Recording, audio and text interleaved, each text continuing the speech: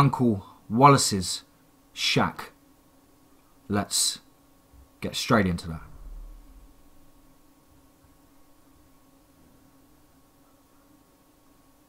My Uncle Wallace lives on a parcel of property bordering a dense wetlands in Georgia. To say that he's isolated is an understatement.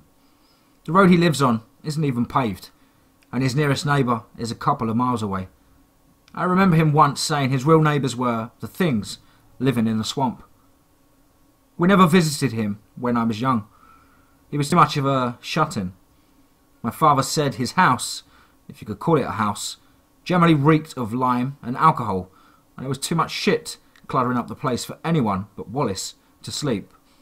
Apparently, he was something of a hoarder. I met him a couple of times when he came out for family funerals. He drove an old pale blue Chevy that looked like a haggard resemblance of himself. Wallace himself looked like a scarecrow in a suit. Combs and brushes probably ran screaming at the sight of him. The first time I met him, he shook my hand and grumbled a polite greeting. For the rest of the day, our dog would scurry away when I tried to pet it with that hand. I never asked my father why Uncle Wallace was the way he was. I was kind of afraid I'd get an answer. I just accepted that something had put him there, and he was fine with it, and just living day by day until the day he would wound up stiffer than his sheets. I wondered if anyone would notice when he died, how long it would go and take if they did. After college, I made plans to travel south, stop in Florida and visit some friends, briefly, while I had the freedom to do so. My father called me up the day before I left and told me he had mailed Uncle Wallace this week prior, informing him that I was going to stop by and visit on my way down. "Why would you do that?" I asked.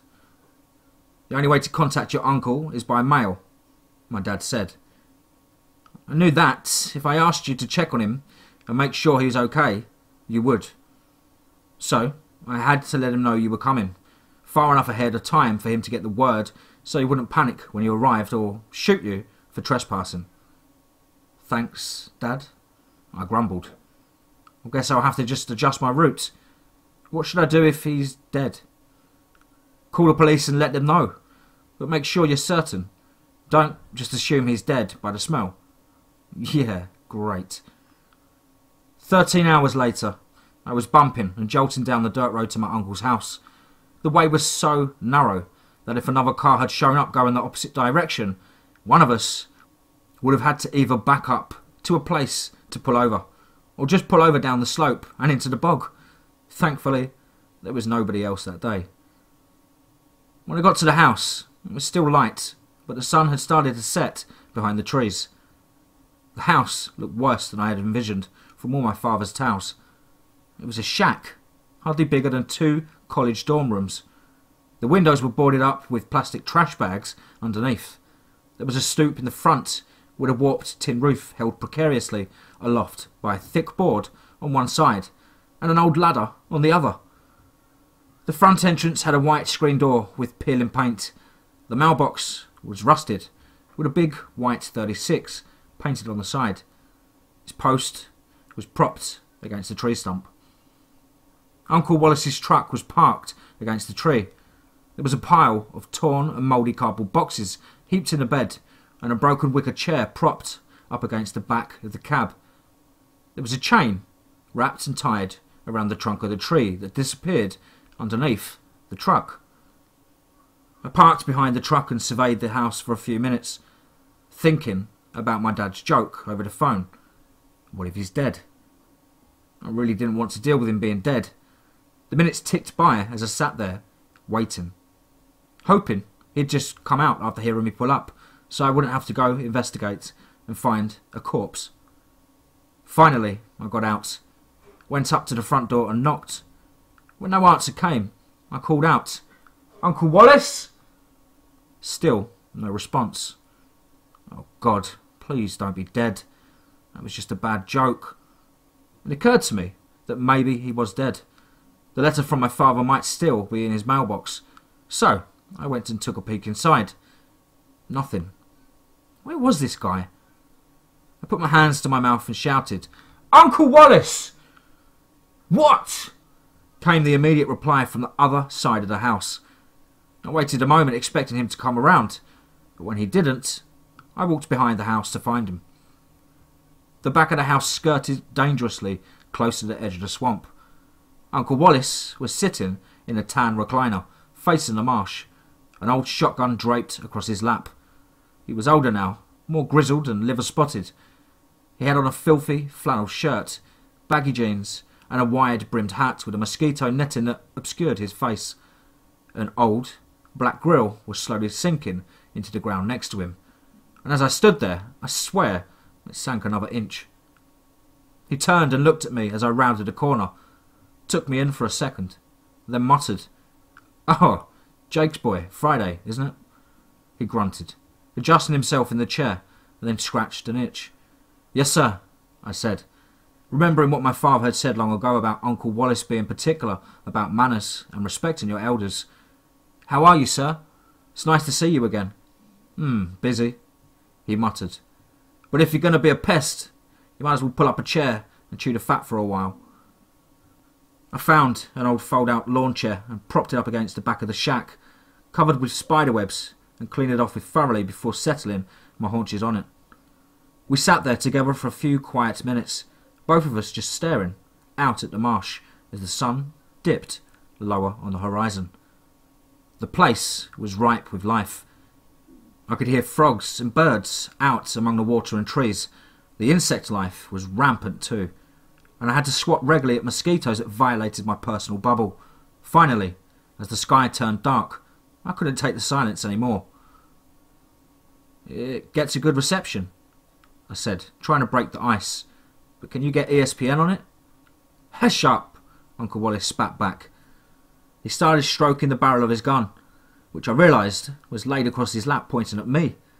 Nervous, I shifted back a couple of feet to get out from the front of it. "I really just came by to see if you were okay," I said. "You mean to make sure I weren't did?" "Did?" "Did. Pushing Daisy." "Worm food. Did." "Oh, yes, did. Well, I see you're not did, so—" "I told you. Hish," he grumbled, shaking the shotgun at me for a moment. I was feeling a mite anxious with him waving it around. There was no telling whether he was even sober or not. He smelled like rotten vegetables mixed in burnt gravy. If there was alcohol in him, it probably couldn't find a clean pore to seep out of. I sat there, silent, watching him, watching the bog. Sometimes I'd lean close just for a moment, longer, and I might pass out, to try to discern what it was that he was looking at. The sun was set by then, but the trees and the water seemed almost to glow from the moonlight. I was about to speak again, saying my goodbyes, when I heard the sloshing sound of water lapping against tree trunks. Then again, something moving in the weeds and the muck. Uncle Wallace's arm snapped over and gripped my wrist faster than I expected for an old man. He leaned around the edge of his chair to look at me, then put his finger to his lips. My stomach went into knots. The splashing continued. I tried to figure out which direction it was coming from, but it reverberated off the trees, making it difficult to determine.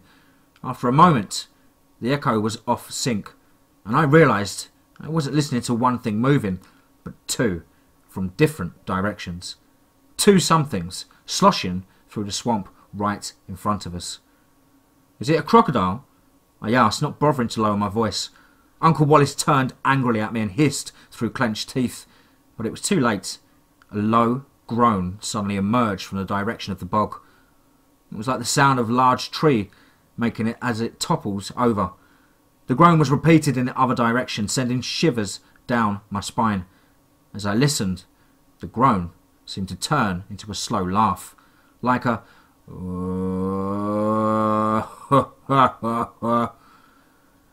"You confound idiot!"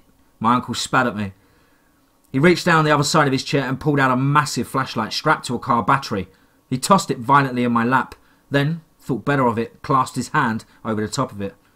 "Don't you dare turn this on, lest I say so." He pointed his gnarled finger right in my face, and accentuated this point with a shake of the hand holding the shotgun. He turned back around, hefting the shotgun up and angling it toward the groan. I heard him mutter under his breath, "Some bitch retarded kin, showing up tonight of all nights." My hands were shaking. I wanted to run to my car and just go, but something inside of me said to stay and help my uncle. He was already angry at me. How would it look for me to just flee like a sissy when I didn't even know what it was that was going on? The groaning and the laughter got closer, and I heard the first heavy footfall of something stepping up out of the murky water. "Light!" my uncle shouted suddenly, and I panicked, realising I didn't even know where the button was to push. I started pushing all over this massive flashlight, anything that felt like a button. It was taking too damn long. "Lights, dagnammit!" Uncle Wallace shouted. Something gave way under my thumb and I pushed it. The flashlight lit up in my face, blinding me for a second, and I hurried, swivelling round in my lap, and shot it out into the swamp. "Holy shit!" was all I could say. Right in front of us, not more than an arm's reach away, was something I can only describe as a monster. It was hunched over like an ape, with flesh looking like it had peeled a man and draped it over itself like a child drapes a sheet over itself on Halloween. The flesh around its eyes was sagging and its mouth hung open, a long tongue lolling around inside over 2 rows of giant teeth. Its body was covered with vegetation and mud and glistened like it was wet. I didn't have time to look much lower. In a moment, the flashlight came on and I turned it around to illuminate this horror. The thing groaned, saw us in a second. It wasn't being blinded by the light and broke out into a horrifying, twisted grin. It leaned its head back, its eyes widening, and threw both arms up, reaching out towards my uncle. It gave one burst of grunting laughter, lurched maybe a step forward, and then there was a boom, and my uncle's shotgun lit up like a firework. The ape thing tumbled backwards, arms flailing. The two of us were splattered with ooze and filth. I shouted in horror, nearly dropping the flashlight as muck and possibly blood splattered my vision. I went backwards myself, tipping over a fold-out chair and falling hard on my back. Uncle Wallace started yelling at me to get back up while I heard him opening the shotgun to pop out the shells and reload. My ears were ringing though, and my head was spinning, and the flashlight was heavy on my chest. I kicked my legs for a second, trying to right myself. Another groan from deeper in the swamp told me there were more of those things present, probably approaching. I stupidly threw the flashlight off and it went out with a loud crack. Uncle Wallace was up out of his chair by then, rooting through the cushion and swearing loudly.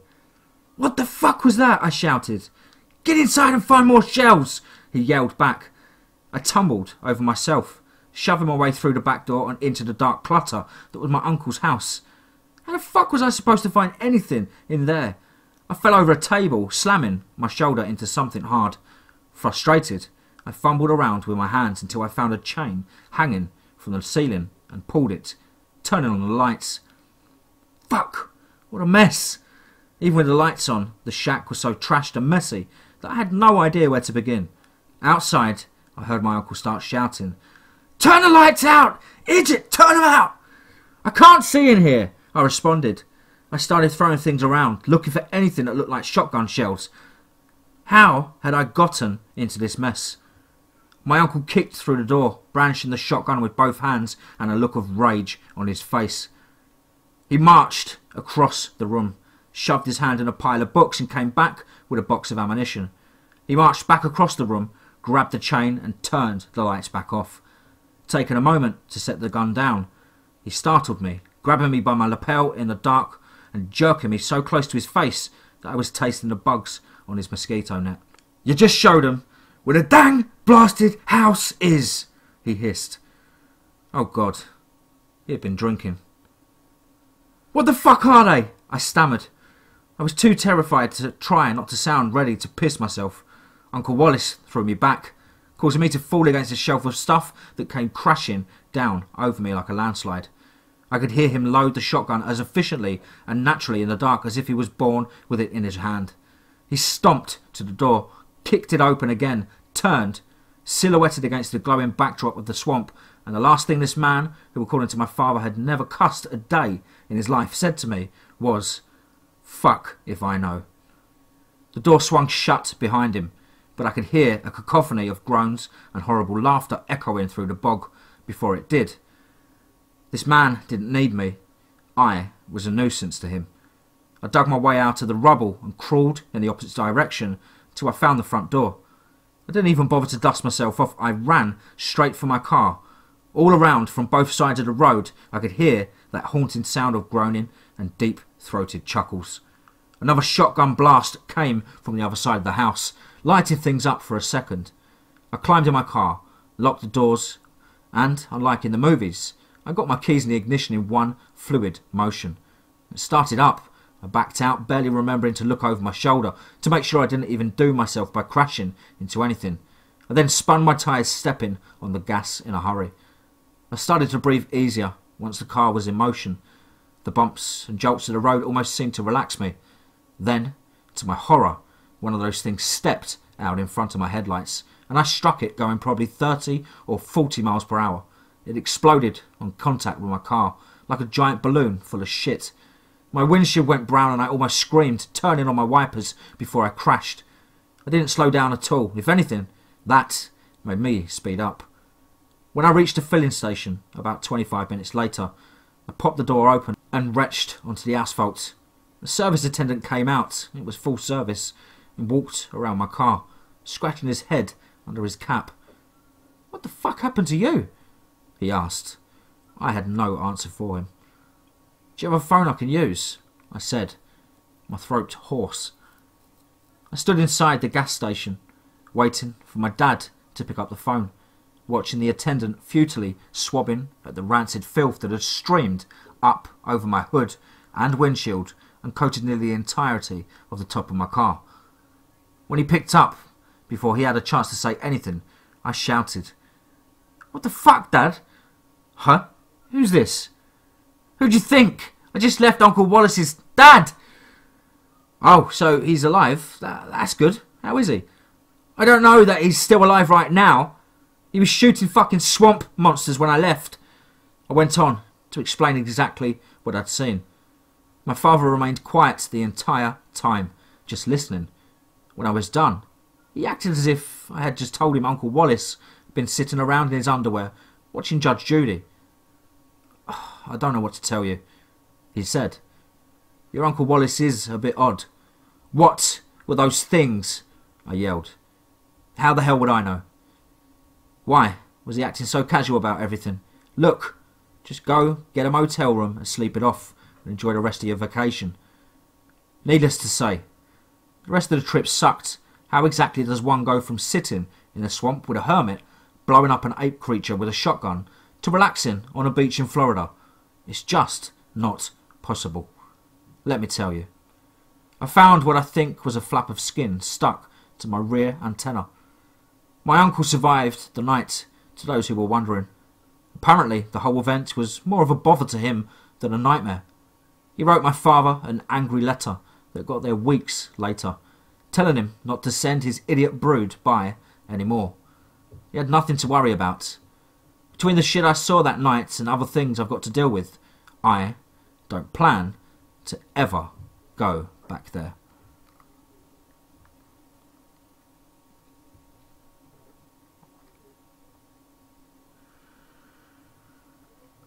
Go there and cook fish. Let's get straight into that. The old man sat in an old metal patio chair, his stone-cold blue eyes staring out over the fields. Even as I approached him, his gaze never changed. The only way to even know he was alive was by his slow, rhythmic rocking. When I put my foot on the first wooden porch step, he slowly, almost mockingly turned his head. I met his gaze and froze in place. "Hello, are you Mr. Abernathy?" The old man considered me for a moment. From this distance I could see his shoulders and arms still looked strong, despite his obvious age. Under his blue coat he wore a pair of overalls, the kind you might see a farmer or rough tradesman wear. "Yeah," came his reply. "Hi, I'm Clinton Pardy. I write for the Democrats. I was hoping I could talk to you for a moment. I'd come for a story. I'd been writing for the Natchez Democrat for 3 years now, mostly doing fluff pieces on the local schools or civic organisations. A garden club party, a graduation, occasionally a high school playoff game. Not exactly hard-hitting journalism. Then, one night at Bobby's J Tavern, after a few beers and games of pool with a retired truck driver from across the river, I'd gotten a tip. The truck driver told me he'd heard from a friend who'd heard from a friend about this old man, Abernathy, who had an experience back in the 50s or 60s, a long time ago. But the bits and the pieces of the story I got were tantalising. I had to know more. It took some doing, but eventually the trail led me to some old trailer nestled amid miles of farmland outside Vidalia on the Louisiana side of the river. When I pulled up to the old dirt road and into the driveway, it was obvious the home had seen better days. A few dogs prowled around the sparse yard. A dusty Chevrolet pickup truck sat rusting nearby. A rickety-looking porch was the only adornment to the trailer, and it was on this porch that the old man sat, staring out into the distance in silent contemplation. The old man looked like he was thinking for a long time after I asked if I could to him for a minute. Then, at length, he nodded and said, "Come on." I climbed the creaking stairs and extended my hand towards him. He shook it weakly with a cold, dry grip. I pulled up an unoccupied chair nearby and sat down across from him as he looked into my eyes. "Mr. Abernathy, I'm sorry to disturb you this afternoon, and I appreciate your time. I was told you might have a story to tell." He cocked his head and puzzled at me. "Nah, ain't nothing been going on around here." I smiled. "Well, sir, this is something that happened a long time ago, down in South Louisiana." The old man's expression changed subtly. He didn't move. His gaze remained fixed on mine, but maybe his breath got caught in his throat just for a second. "Nah, ain't no story." I paused a moment. Abernathy looked away, out across the field. He slowly reached for a glass on the table next to him and took a sip. "Okay, well, I was told that maybe something happened when you were younger and that nobody ever really believed you. But I wanted to tell your story, maybe help people see your side." He snapped his head around with surprising speed. "I don't give a damn what people believe, boy." His face had gotten red in an instant. His lips trembled slightly and his breath was suddenly ragged. "I'm sorry, Mr. Abernathy. I didn't mean to upset you. I just know you've never been given the benefit of doubt. They put me on trial for that. People been looking at me like a goddamn monster for 60 years round here. I should have left. I should have moved. I would have if I could. Well, Mr. Abernathy, can I hear the story? Can I tell people the truth?" "Okay. It happened, I think, in 59. I was 21 at the time. My brother, he was, I guess 19. Now, I'm going to tell you for the God's honest truth about it. We ran drugs, marijuana mostly. I don't know who the hell for. I just knew we were getting paid well for our time. We'd go down to Slidell and pick it up and carry it back up here and pass it off to the coloured man from Jackson. Where it went from there, I don't know. But we were a couple of white trash farm kids from Delta, and it was an easy buck. Well, one time, we were headed down to Slidell, and we called our connection on the way. He told us the drop-off would be a day late, and we didn't have no money. But I had my hunting stuff in the truck, had a tent, and some fishing gear, so we decided to camp while we waited. We asked around town about a place to camp and fish, and somebody told us to get out of this little place called White Kitchen. Don't think there was even a post office there. When we got there, we ran into this little store for some beers. My brother got talking to these old-timers in the back playing checkers, asking them about fishing spots. I heard one of the old guys say, "Send them down to Bishop's Bayou." Well, they all got real still at that, and nobody said nothing. So my brother says, "What's Bishop's Bayou?" And they said, "Nah, you don't want to go there." They kind of got skittish, so I say, "So what's wrong with the place?" And one of them says, "There's things down there. bad things. We thought they were just trying to scare a couple of kids, and my brother told them so. Well, one of the old guys, a real nasty looking bastard, probably older than myself now, gets a real stern look to him and says, "Well, if you don't believe it, go there and cook fish." Abernathy got quiet for a long moment and stared off into the distance. When he spoke again, it was with just the slightest hint of a tremble in his voice. He continued. We should have listened to him, but we laughed it off, got our beer and some worms and asked directions to Bishop's Bayou. The gas station man just kind of looked at us like we were crazy and told us the way, so we went down. Fished all the rest of the day, and by night we had us 4 or 5 big uns. We were hungry, so we built a fire and threw the fish on. Didn't think nothing of it. We did it all the time. We laughed about what the old men told us. We were drinking beer and having a good old time till it got real dark. The old man shifted in his rocker and at this point cleared his throat. He reached over for the glass on the table and took a long drink. After several quiet seconds, he went on. I don't know what time it was. It was after dark. We just took the fish out the pan, getting ready to eat, and we started hearing something out in the woods. I don't know. Hoots and hollers. Didn't sound like anything we'd heard. Then we started remembering what the old man had told us about the things in the swamp, and I started thinking we ought to leave. But my brother, he said it was nothing, maybe wildcats out screaming in the woods. The old man took a long pause again. His voice was audibly trembling now. So we tried to eat, but before we could even get down and sat down good, a rock came flying in, hit me in the arm. I jumped back, reached for my knife.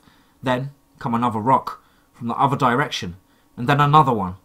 Damn near knocked my brother out, hit him in the back of the head. Well, he was so damn mad, he went to the truck and got his rifle, and fired a shot into the air, and then hollered, "You get out of here, you son of bitches, before I shoot your ass!" It got real quiet for a few minutes after that. We watched the trees, trying to see who was out there. I was scared to death. The old man shook his head. I told him we needed to go, but my brother was mad. He said he was going to shoot the bastard that hit him with the rock. I tried to stop him, but he wouldn't. He was always the hothead. It was dark by then, but the dumb son of a bitch just stepped into the woods like he wasn't afraid of nothing. The old man reached for his glass. I could see his hand was shaking so badly he'd get a sip. His voice cracked as he began again. I stood there, listening. I could hear him walking through the brush. I called out to him to come back, said let's just go to town and find a motel. Then I heard 2 gunshots and a kind of rumbling growl, like a bear or something. Next thing I know, my brother is running back toward me. He'd undropped his rifle and was heading for the truck, so I done the same. I ran over there, dove into the passenger side and shut the door behind me. I looked back out and I see my brother, but he wasn't running. He was laying on his stomach, clawing at the ground at something. God, I don't know what it was, but just a big black shadow, but something had him by the leg, dragging him back into the woods. Tears ran freely down the old man's face at this point. Last thing I ever heard was him screaming. It was so loud, even in the truck, with the windows up. I heard it like he was right next to me. I couldn't move. I was just froze. I couldn't look away. I couldn't help him. I couldn't do nothing. I saw him disappear into the brush, getting dragged away by that thing.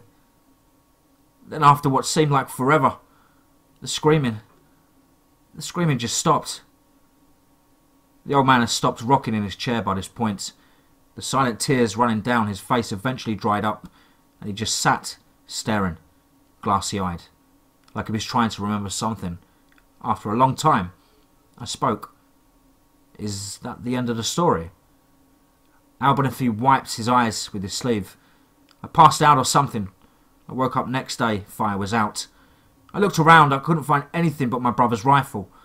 It was damn broken half, like somebody had smashed it up against a tree. I couldn't find anything else. Just some drag marks in the dirt that led off into the woods. Couldn't follow them for long. Abernathy then turned and looked at me, a hard glare in his eyes. I got charged with murder of my brother, when he didn't turn up. I told that jury that he just disappeared into the night and I didn't know what happened to him. But I lied. They didn't have any evidence to prove anything either way, so they ended up letting me go. Well, hell, I guess I did kill him. I didn't even try to help. I just watched him get drug off. Another long minute passed. After some years, I got tired of lying and told the truth to a few people. But ain't nobody believed me. My own mama died thinking I killed him. People round here have hated me for 50 years. The old man stood up suddenly and shuffled towards the door of his trailer. I sat motionless, processing everything I'd just heard.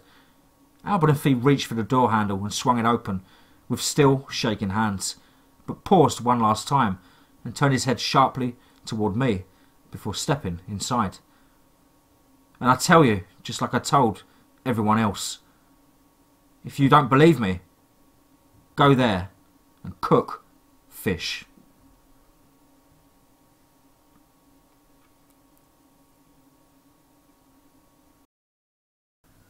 Central Michigan horror. Let's get straight into that. Obviously, I am from a town in central Michigan. Proud of it and even love our harsh cold winters. We go weeks sometimes here in Michigan without any actual sunshine, and it can really get to you. I like to do what most people consider stupid. I camp in the coldest of months, alone in the woods. It really strengthens your stamina to the cold, and until recently, I found it very peaceful. I honestly don't think I'll ever go camping again, because it will always be in the back of my mind. About a week ago, it was fairly warm for late January in Michigan, so I decided it was perfect to go out and camp, since I wouldn't be nearly as cold as I usually am, and could actually sleep somewhat comfortably. Well, I was wrong. It was anything but peaceful or comfortable. I packed up my normal supplies and planned where to camp. This time, by luck, or the grace of God, I decided to bring my 20-gauge shotgun with me. I figured, since it was warm enough, a bear might wake up and be hungry. Now I know how rare it is to encounter a bear in Michigan, especially in the winter. But I had a feeling this time, and thank God I listened to it. Around 2:30 p.m, I headed out to state land, right around a 25-minute drive from my house to my camping spot that I chose. It was literally in the middle of the woods, with pine trees surrounding me all around to help block the wind. I made my own makeshift shelter, and it was a lot warmer than I expected. Started a fire and started cooking some good old hot dogs. I was enjoying myself, drinking some beer, and got a bit tipsy before it got dark. I walked to a tree to take a piss and heard a twig snap. Now, in the middle of the woods, there are animals and such, so I didn't think much of it. When you're alone, I don't care who you are. It makes you a tad bit nervous.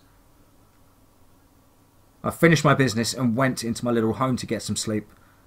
Thanks to the beer, I had to pee again probably around 12:30 a.m. I crawled out and went to the same tree. Out of the corner of my eye, I noticed movement. Movement about 25 yards away. Naturally, my heart began to race and I immediately woke up. I stared and waited, and nothing else moved, so I went back to lay down. As soon as I got comfortable, I heard it again. Only this time, it didn't stop. It kept coming closer and closer, and I couldn't help but notice it was definitely walking on 2 feet. Hello? I said aloud nervously. The footsteps stopped about 5 feet from where I was laying and didn't move. I sat there quietly, my heart pounding through my chest. I slowly got up and tried to poke my head out and see what was near my shelter. Hello? A voice gurgled from behind me. My head snapped around and looked in all directions. I was in pure panic and couldn't find where the fuck this person was. "Who is it, goddammit?" I shouted, my voice thundering through the night. Then I heard crunching as whoever it was took off running away. I jumped out and searched frantically and didn't see a thing, so I ran to where I could hear it walking around. "What the fuck?" I stammered as my blood turned ice cold. The footprints weren't even human. It looked like a cross between man and deer hoofs. I grabbed my shit as fast as I could and began to jog back to my truck. F that. Whatever was out there, I didn't want to find out what it was. And if it were a prank, it was a damn good one. After a few minutes of walking, I seen my truck ahead and broke into a full sprint. Then I heard the crunching behind me and noticed I was being followed. I looked behind, and I swear to God, I nearly shit my pants. There was this huge guy, probably about 6'7", running after me. Only his knees, they were bent the wrong way. He was fast too, gaining on me rapidly. "Holy fuck!" I shouted and picked up my pace as fast as I could. He started to laugh and it sounded so wrong. Like he was completely evil. And it had a cackling, gurgling sound. Whatever it was enjoying my fear and had horrible plans for me if it caught me. I finally reached my truck and yanked open the door, slamming it shut and locking it behind me. Just as I hit the lock button, he ran full blast into my truck, actually denting the door. Then he put his face against my window and smiled, this disgusting grin. His eyes were huge and he looked completely and utterly insane. I started my truck and he ran in front of it, as if he was going to be able to stop it. I threw it into drive and floored it. It didn't budge an inch. And I noticed something else. He was actually lifting my front end off the ground slightly, attempting to tip the truck on its side. "Just get out of here!" I shouted. I then remembered I had my shotgun with me. I grabbed it, loading a slug as quick as I could. I rolled down my window, and as soon as I did, he came charging, laughing and drooling. I aimed right at his chest and fired. He howled so loudly I had to cover my ears as he landed right on his back. I didn't waste any time as I floored it and raced down the road as fast as I could without going in the ditch. I have never, ever been more relieved in my life to see the exit sign, and very briefly felt a sense of relief. I looked in the mirror, and there he was, chasing me again, only this time he didn't have a smile on his face. It was pure rage, and I knew it. If he caught up with me, I wasn't going to live. I passed the exit sign, spinning out of the road, and went right into the ditch. "Fuck! No! Fuck!" I shouted, pounding my steering wheel. I looked over and expected the worst. For some reason, though, he stopped right before the paved road and stared angrily at me. I put the truck in four-wheel drive and barely made it out. As I started driving down the road, I heard it howl one more time, and then he disappeared. I never told anyone about this because I know no one would believe me, and they would all just laugh at me. It's definitely made me change about going even this summer, and I don't think I'll ever go in the woods alone again.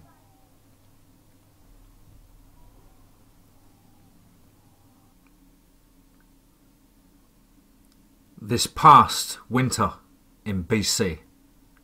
Let's get straight into that. Hello. I had a rather disturbing experience a while ago. I would like to share it with you, and to give you my full consent to share this information that I'll be sharing with you now. I live on a reservation in central British Columbia, Canada. It was late at night, and I was, and currently still am, having a sleeping problem. So, I decided to walk to my mother's house, which requires me to walk through a wooded area. I was walking by an office building, which is also cut off a park forest, and there's an area which has no streetlights. As I passed through it, I got a terrible feeling, like I was being watched. I ignored it, and at the corner of my eye I saw movements in the trees. I glanced over, but quickly dismissed it, for there is lights and a clearing a few hundred metres back there. As I walked through the road, about 250 metres, I was approaching a corner that has woods on one side, the left side, along with a trail and a back road. I kept to the right, avoiding the woods, and I was hearing what was obviously bipedal walking, because I could hear them walking and crunching through the hard snow and ice. I stopped and placed my hand on my knife, fearing people are going to attack me, for it's common here. After a moment, it stopped. I saw nothing in the trees. I carefully walked away, keeping a close eye on that area. I made the corner, and I haven't turned my back to the area when I went out to my left. In the trees, something quickly sprinted off into the woods. I turned as quickly as I could, but it was already gone. And that's when I decided to go back, for I thought it could be a cougar or something. I quickly made my way down, and again, as I passed the office building, this time on my right, I looked over there, for that was the same direction of the woods, and I saw somebody standing by the picnic table at the top of some stairs that connect to that same trail. I heard the footsteps. I tried to get a good look at whoever or whatever it was by stopping and staring, but when I did that, they ran off, which then gave me a sense of dread. I was sure it was some guys planning to mug me, so I ran to the bottom of the hill, and this is where the worst part happened. I heard somebody yell. Hey! And how it sounded froze me in my tracks, because it sounded horrifying, like distorted and stained, and it just didn't sound normal. I looked over at the woods and scanned the tree line, and when I saw what looked like a deer, except it was standing on its hind legs. Now I've seen a deer, but they don't do that. But not for more than a few seconds at least. Not like this. It was standing as still as stone, like it was normal, and it was looking right at me. Now, I'm a Native American, so part of me knew immediately what it was, but part of me denied it. I knew it was a skinwalker. I trembled at the thought of one. I couldn't bear the thought of being face to face with one. I was frozen in fear, and now I'm a rather large man. I stand 6 foot and roughly 240 pounds, but I was ready to cry. It wasn't until it started moving, more or less hobbling towards me, and started screaming at it like I was trying to scare off an animal, but it wouldn't budge, and it wasn't until I pulled out my knife that it stopped. It was like it knew what it was. We stared at each other for a moment before somebody in the house behind me opened the door to see what I was yelling at. Immediately I ran, and immediately it ran into the woods, letting out an absolute horrible scream. Just as quickly, the man yelled at me to come inside. As soon as I did, he asked me how long I was out there with that thing. I couldn't even tell how long it was. He let me stay the night, and the next day he told me to go see an elder to get blessed. I asked him what it was, even though I already knew, and he told me it was something I should never talk about aloud. And he also told me not to go out at night anymore or alone, because he said once it takes an interest in you, it won't let me go so easily every night. Since I have trouble sleeping, I just need to get this off my chest. Thanks for reading this.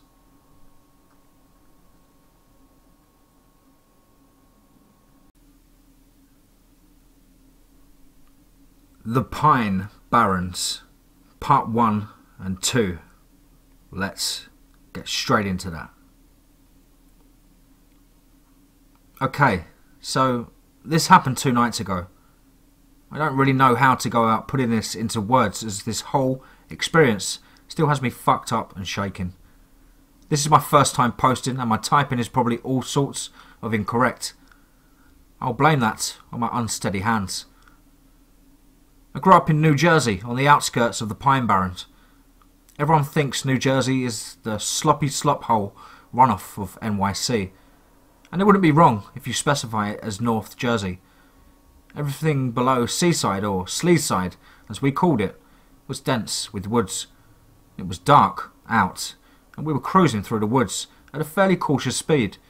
The trail was lost of any moonlight since the pitch pines are so dense. The trails are pretty slim, about 1 car wide, with huge puddles riddling throughout the endless miles of paths from the rain earlier that day. We were in Jim's Jeep, so as long as we take the puddles carefully, they were no problem. Without GPS, you can get sort of lost out in the Pine Barrens. To solve that problem, all you would need to do is pick a direction and head that way, eventually coming across a road somewhere. Growing up, we always heard stories of KKK rallies deep in the woods that would have massive bonfires. Of course, the Jersey Devil was our local legend. There was even a zoo that was rumoured to take in all the animals that were used in cult rituals in the woods. We merely would just drive around listening to music, maybe indulging in the devil's lettuce or whiskey. We never bothered anyone, mainly because there was no one out there in the woods to bother. Never really had anything strange happen. 2 nights ago, though, was a very different night. While carefully passing a joint back and forth, we listened to heavy metal, driving on the trail with headlights on. You could see about 75 feet in front of you. We started talking about the girl we knew in elementary school. The poor girl was constantly made fun of because of her dog-like behaviour. She would crawl on all fours and bark at the other students. In 3rd grade, she bit a teacher who was trying to get her to sit in a seat at a desk. Jim was talking about how years later we found out she was in a foster house when we were in grade school. They had originally found her in another foster house with 56 dogs. We were agreeing how effed up that was. No wonder she had so many issues with normal everyday life. Jim turns down the music to ask, "Where in life do you think she is now?" We both sit in silence thinking about it. The loud engine off the Jeep is the only sounds as we drive through the sandy path through the middle of the woods at night. A couple of minutes must have gone by while we were both in deep thoughts, thinking about how some sad semi-feral girl. As we turn a bend at 35 miles per hour, I spot it. Even though Jim was driving, he was so deep in thought, he would have ran it over. "Holy shit, stop, stop!" Jim snaps to and slams on the brakes. The car slides on the wet sandy path about 4 feet forward into a shallow puddle. The cold water then splashed up onto the engine, caused steam to drift out under the hood for a couple of seconds. We both stared forward in silence, waiting for the white cloud to drift out of the way to reveal what I saw, or what I thought I saw.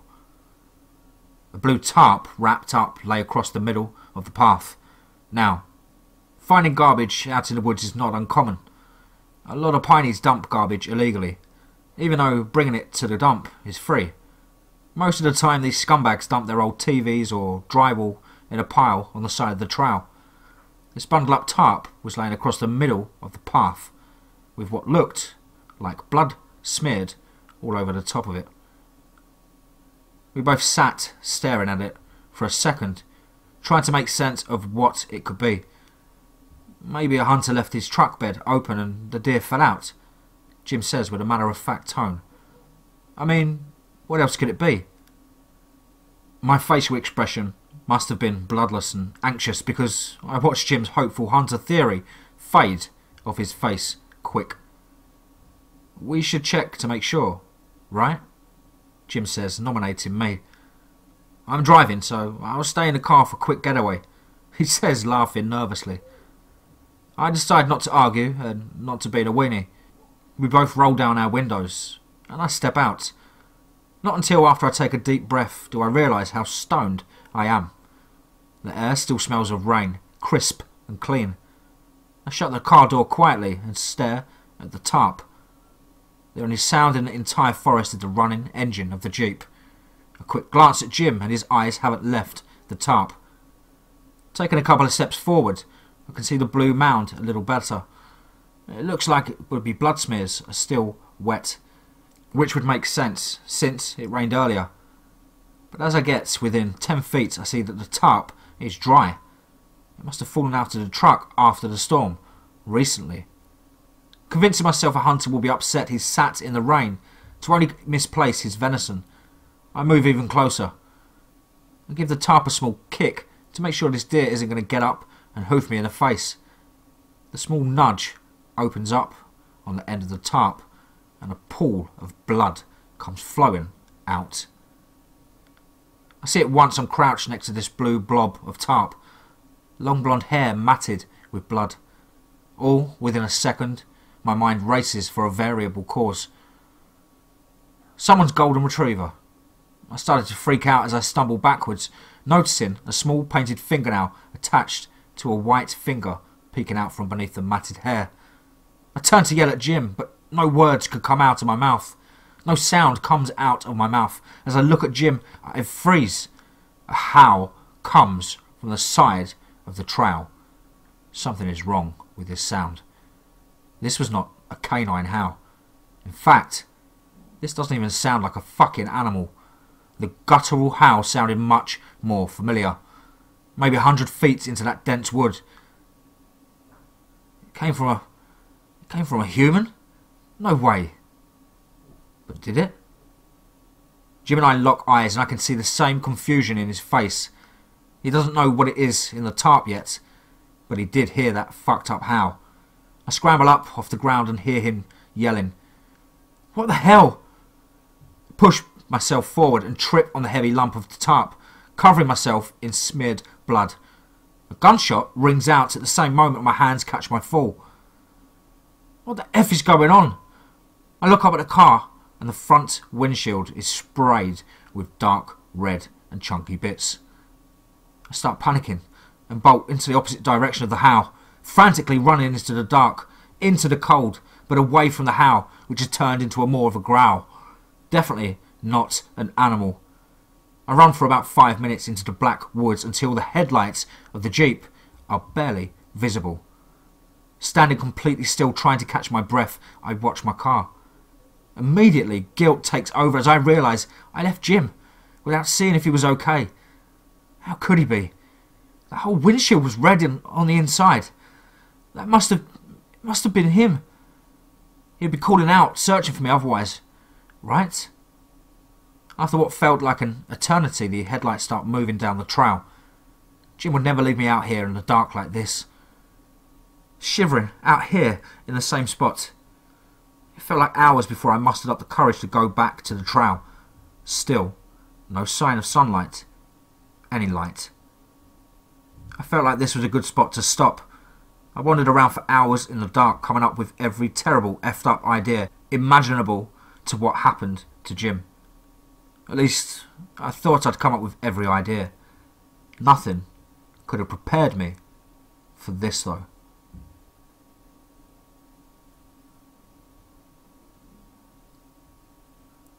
The Pine Barrens, Part 2. There was no sign of Jim, his car, or the tarp. I found myself squinting in the dark to see if that would help my vision. It did not. My brain finally connected and I remembered my cell phone was in my back pocket. The battery symbol was on red and at 19%. Of course, there was no service. We must have driven deeper into the woods than I thought. New Jersey is a pretty small state, but the Pine Barrens can take up 1.1 million acres of it. Deciding to use the flashlight on my phone, I look around for anything that could give me a clue to what's going on. Tyre tracks and a small puddle of sandy, coagulated blood sits where the tarp was. Yelling out for Jim proves useless. I couldn't hear him yell back at me if I wanted. My heart was beating so hard and so loud, I almost passed out. I struggled with which way of the path to go. Should I backtrack to where we came from and try to get home? I knew that would take a while, because we were basically lost. Which isn't normally a problem if you have a car, but on foot, it could take a good while to find anything. I thought about trying to find where the Jeep went. It did continue down the trail, I think. Maybe Jim was just fucking with me. He was actually sitting in the car half a mile down the road, waiting for me. That's hopeful. This may be one of the most effed up pranks, if that was the case. Maybe he was actually hurt and needed my help. I effed up and just left him in the car, after bolting into the woods. Guilt would eat me alive. And that almost might be worse. Worse compared to what though? That gross howl. I can't get that howl out of my head. Low, guttural sound. My head started to add a sinister laugh to the end of it. I'm not sure why. Evil seemed to have taken over my life in an instant. And the gun. What about the effing gunshot? No one was hunting out here at this dark. Trying to piece all this together set off a panic mode even more. I ran down the trail in the direction the jeep went. Heartbeat and panic seemed to numb my legs to the point I forgot I was running. Lost in my head, developing effed up scenarios. Hours must have passed. My stamina started to deplete. Even with the flight mode engaged, guilt reminded me there was no fight mode. The early morning birds started their calling and chirping, unfazed by the events last night. They always seemed to wake up right before the sun. Coming up to a hill on the path, I smelled fire and breakfast? A campfire. Following the odour down the trail, which led me to another smaller trail that jetted off to a main one. The smell seemed to come from that direction. Next to this new path seemed to be some brush that was driven over. Not often though, since there were still some low brushes in the way. It looked like someone deliberately covered the small path with brush. Driving by you would easily miss it, but on foot it was noticeable. My sense of time was definitely messing with me, but I walked for a good while down this small trail. I knew morning was coming, but it hadn't come yet. Coming over a hill I see the fire. The sun's coming up, but it's still dark enough to the point that the fire is the main source of light. Jim's jeep and the tarp, which is opened up making a makeshift shelter. This stopped me in my tracks. Not knowing how to approach this, I heard laughter come from under the tarp. Laughter? Enraged by the idea that anyone is having even a remotely a good time at my expense, I'm Rougarou. Let's get straight into that. My grandmother's farm was situated on 15 acres of land north of Hayden, Alabama. It was several hours from our home, and we would make the drive there a handful of times a year, mostly in the summers. I can remember the anticipation I would feel as we drove up the long driveway to find the modest house, which my grandfather Elmer had built with his bare hands, perched atop the hill. Picturing it now, I see the rusted tin roof, the weathered porch, and the dilapidated barn that stood out back. As a child, none of that mattered to us. Obviously, we spent our days roaming the rolling countryside, swimming in nearby creeks and playing on the old oak that grew beside the house, whose branches were so large they scraped the ground. The fields surrounding the farmhouse were no longer fertile, providing ample space for us to properly conduct the adventures we concocted in our minds, and we were surrounded by the dense forests of the Alabama countryside. I always cherished the time I spent with my grandmother when we were inside. She was always singing to us, telling us stories about when she was a girl, teaching us how to make things out of sticks and string, and passing down the type of random wisdom that only a grandmother can. Unfortunately, I never knew my grandfather. My grandmother said he died in a hunting accident when I was very young. I heard so much about him from her and my parents. However, that I felt like I knew him. He was a large man, strong as an ox, my grandmother would say, who would farm the fields from sunup to sundown, without so much as a whisper of complaint. My grandmother, her family, Caucasian descent, had met my grandfather at school in Louisiana, and the two had moved out to this land, left to them by Elmer's uncle to start a life together. My mother had been born in this very farmhouse. I respected my grandmother more than any other person on earth, but she was not without her quirks, the strangest of which was her insistence that we follow 3 specific rules as long as we were there. I can remember her pulling my sister and I close, kissing us on the forehead, and gently reminding us about each time we arrived, her frail and wrinkled hands cradling ours. Don't leave food outside. No singing past dark. And most importantly, never go into the woods. She never explained why they were important, only that they were important. The rules were something we rarely questioned. Grandma said to follow them, so we did. Simple as that. The first two were pretty easy. I wasn't much of a singer, and we didn't have much food outside unless my grandmother had given it to us. But the third, that was a bit more challenging. Her property was surrounded by woods on all sides, with a buffer of several hundred yards between the house and the tree line. And my sister and I were often tempted to go exploring within. We'd ask permission, stating our ages of proof that we were responsible and could take care of ourselves. Without fail, she would always reply, "The rules are there for your safety. Sure, you must not break them." Sure is a Cajun word that means dear.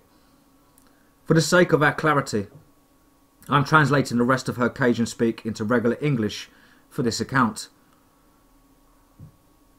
I can remember one evening, when my sister was only 3 or 4 years old, when she accidentally left some food outside on the back steps. Having finished mine, I'd gone back inside to get something to drink, and she had followed me, leaving her plate behind.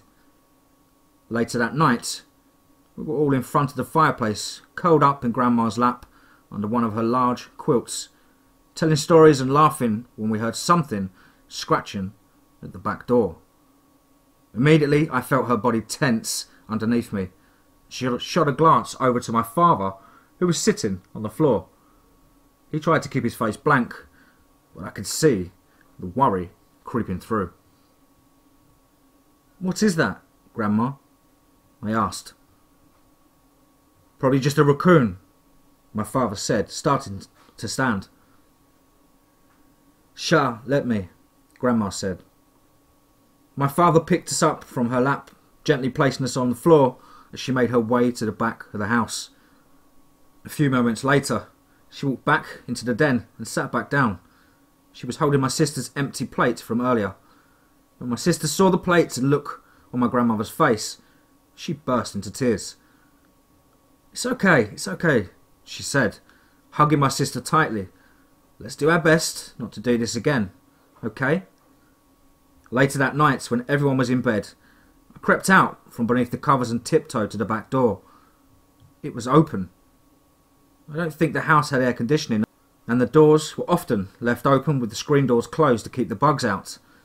I was old enough to be curious about what had happened earlier, and young enough to not be scared about what I might find. There was a single bulb above the back door that cast a narrow beam of light that illuminated the back steps. On the top 2 steps, bathed in the eerie light of dim bulb, were dozens of long, black hairs. After the food incident, I became a bit more aware about the things that happened around the farmhouse and started to have a notion that my grandmother was hiding something. I wasn't sure what it was, but whatever it was at the back door was a part of it. The next year, my sister and I found a dead deer about 50 yards in the tree line. I think it was a deer at least. Its head was completely missing, and its body was completely mutilated. Even at my young age, I knew no other animal had done that. When I told my grandmother about it, rather than being shocked, she acted as if it was commonplace, saying to stay away from it and my father would take it somewhere. The next year, there was one night where we were all woken by something banging around in a barn. In the morning, we went out to investigate. It was clear that someone had vandalised it. One of the barn doors was completely ripped off the front, and everything inside was torn apart, like someone was looking for something. Grandma said it must have been thieves looking for iron to scrap.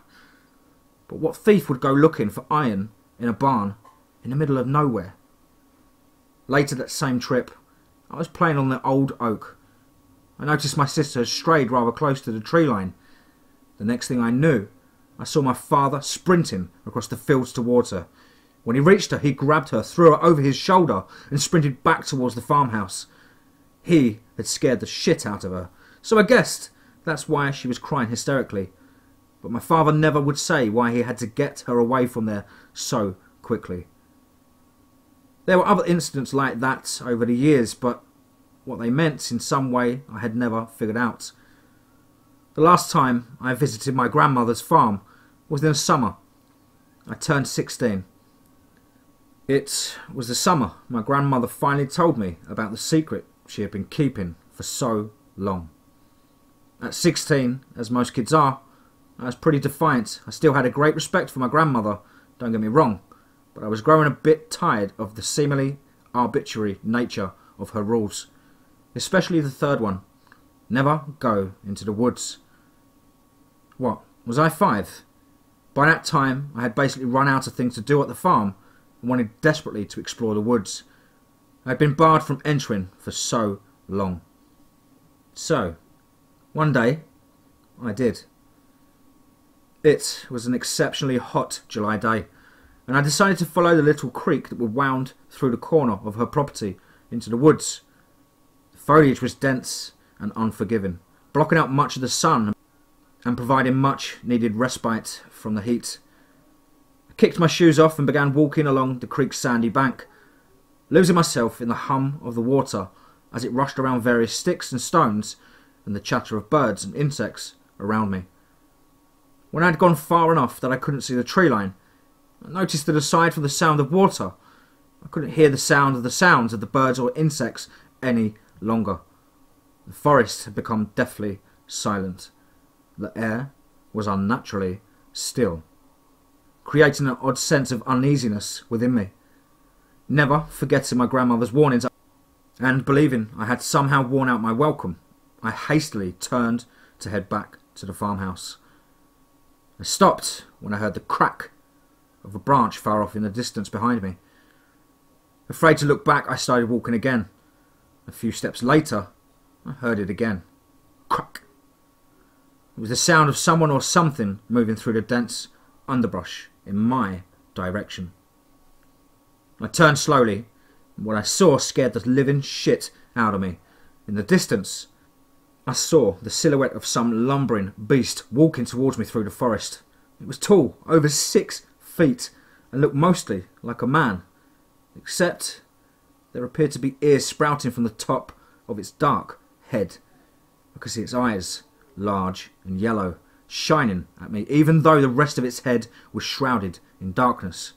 I stumbled backwards, falling into the sandy water, then turned and tore through the woods, sprinting over rocks and pine cones and briars in a mad dash to escape whatever it was that was coming for me. I didn't even bother stopping to grab my shoes. When I made it back to the farmhouse, I slammed the outer door and locked it shut, and then ran inside to find my grandmother, who I found sitting at the kitchen table preparing some beans for dinner. I was a mess. I was covered in sweat, wet and sandy, and I'm sure my eyes belied my terror. When she looked up at me, she could tell immediately that something had happened. "Were you in the woods?" was all she asked. "I'm sorry, Grandma, I didn't know. There was this thing, I stumbled over my words, not sure exactly what to say to her. Instead of being angry, she looked at me with sadness in her eyes and motioned for me to come and sit beside her. My foot was bleeding, and once she had bandaged it up, she began to tell me the story. The loup-garou is what you saw. It's also called a rougarou outside of Louisiana, I believe. My mother used to tell me the tales about a monster, part man and part wolf, that would roam the swamps around her home and snatch the children who had strayed too far from their parents. A children's fable, surely, which I never really believed it to be true, yet the stories still scared me. It wasn't until we moved here to the farm that I realised it wasn't just a story. Your grandfather, on one of his hunting trips, found the carcass of an animal that had been ripped to shreds beyond recognition. He hunted the animal he believed had caused it, thinking it was a bear, and finally tracked it to its den deep in the forest. It was no bear, child. Your grandfather described it as a man with long, dark hair covering his body, yet with the head of a wolf, just like the stories. The two fought, the grandfather prevailing, but not before being gravely injured. Several hours after he came back that night, a sickness overtook him.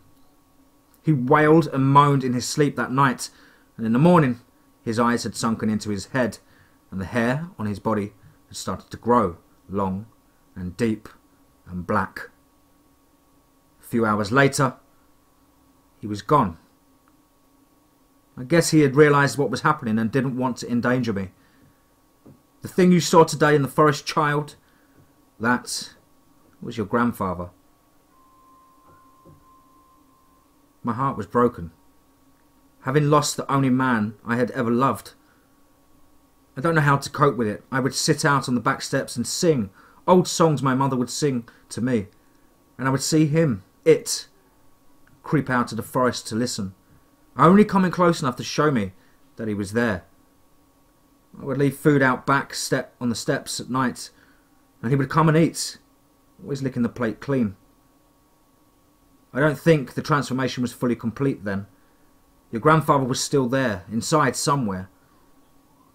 I had hoped he could somehow come back from whatever he had become.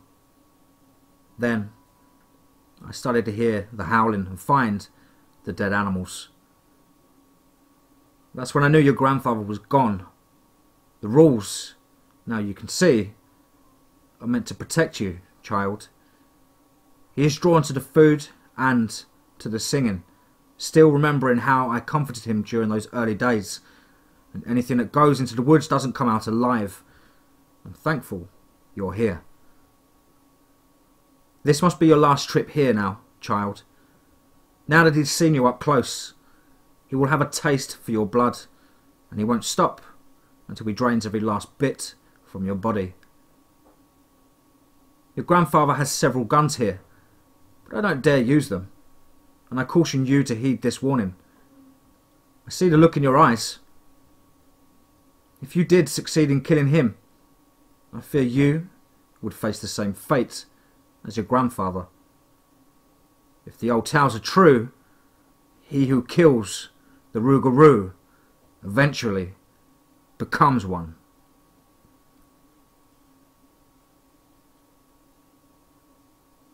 Foul creature in Daniel Boone. Let's get straight into that.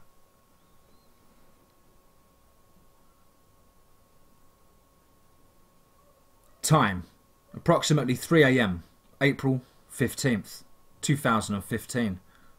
Location, Central Daniel Boone National Forest. Encounter. My wife and I were travelling to the Smoky Mountains from Ohio on an anniversary getaway. We usually avoid highways in our travels and instead prefer the scenic and slower paced state routes of my childhood. This trip stood out as quite a disaster, as we struggled with both the GPS and paper maps while navigating a route I was at least somewhat familiar with. Navigational errors are not our norm, and we quickly found ourselves having an uncharacteristic argument that got fairly heated, but was non-essential. It was like we spoke different languages and we were looking at different maps. We eventually found ourselves in increasingly less populated areas and poorer road conditions. For those not familiar with the area, being in central Kentucky, the forest is hilly and expansive, dotted with small towns and the occasional privately owned farm amidst all the federal land. We had eventually quietened down, anxiously following the GPS as it cut in and out. Our anxiety grew until the GPS suddenly chimed in with "Turn left now." I responded by reluctantly starting the turn when my wife suggested it must be a shortcut we were unaware of. Upon completing the turn, I slowed. Seeing the road took a sudden drop in quality. Potholes large enough to get a tyre stuck in, overgrown scrub growth on the edges, and ominous gnarled vines hanging down. The hair stood up on my neck, as it still does right now as I write it. Bringing the car to a stop, I asked my wife, Are you sure about this? As I look towards her. No, we need to turn around. And she starts to say, but is cut off, almost frozen, staring at her phone. Not in the way a person freezes when terror sends their muscles trembling, but completely motionless. I instinctively slam it in reverse back and into the position we came in, so that I could continue the course we were on. As we reached the end of our reverse turn, I slammed it into drive, but went nowhere, as the rear end of the 2000 Lincoln is lifted off the ground. Before I can process what is happening, something charged from the woods to our right. At first it was a large red blob that moved with a speed and grace that seemed unnatural to its grotesque nature. As it closed in the gap, it was clear that it was running on all fours, but only partly, so its forward movement was agile but uneven, as it irregularly used its arms with an oddly bent hind legs. It was almost like its limbs were growing as it eventually came to stand on its hind legs and place its hands on the glass. Up close, I could see what I thought was fur, seemed more like strands of rotten flesh that grew as thick as shaggy dog and smelled overwhelmingly rotten fish and moss. Its hands looked nearly human, were it not for the rotten fur and long claws. The face sticks with me as much as the smell. Being somewhat shaped like a human that had its face twisted and pulled forward in a vague canine shape with large pointed ears towards the top of its head. Inside its snarling mouth were long, narrow teeth that looked almost too large to close. But the eyes were the worst part.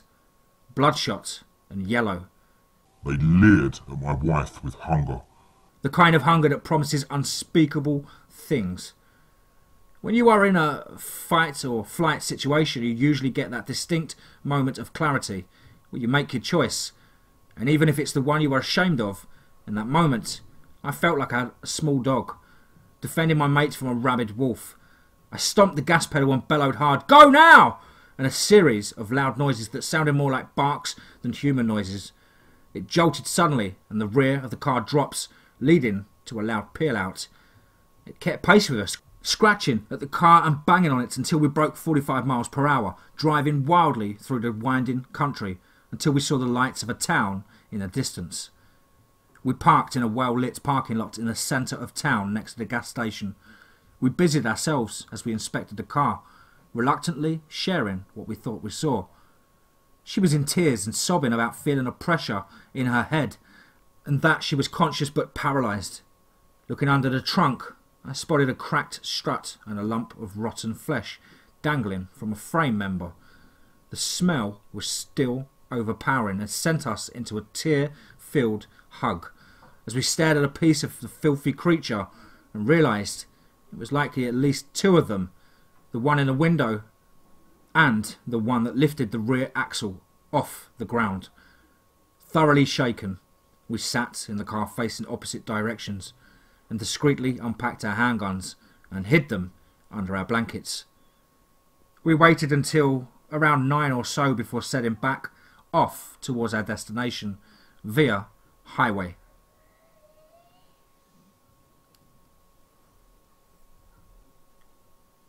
Corn Wolf, Southern Oklahoma. Let's get straight into that. The summer between senior year or high school and freshman year of college, I worked as a lifeguard at a scout summer camp. I would drive roughly 4 hours on a Sunday morning to get down to camp.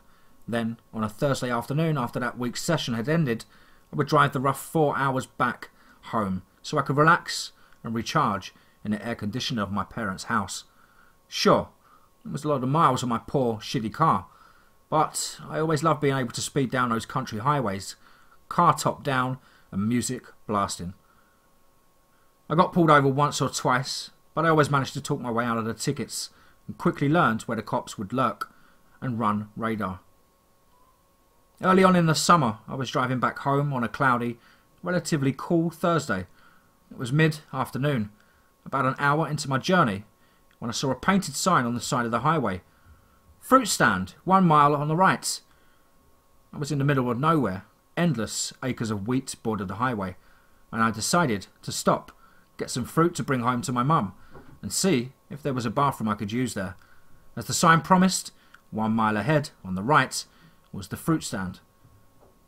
I pulled off the highway and my tyres crunched over the gravel drive that led up to a classic-looking farmhouse. The fruit stand was a hand-built garage, all sorts off the side of the house. I parked my car and called out a greeting. A sun-weathered overall, worn boots and straw hat-wearing man greeted me from inside the shade of the fruit stand. As I browsed the selection of produce, which was mostly early berries, tomatoes, watermelons and the like, I made conversation with the farmer. He introduced himself as Mike, and he and I ended up sitting and talking for the better part of an hour. He commented on my damn foreign car. I told him how I had built it myself and learned to drive stick in it, which he approved of.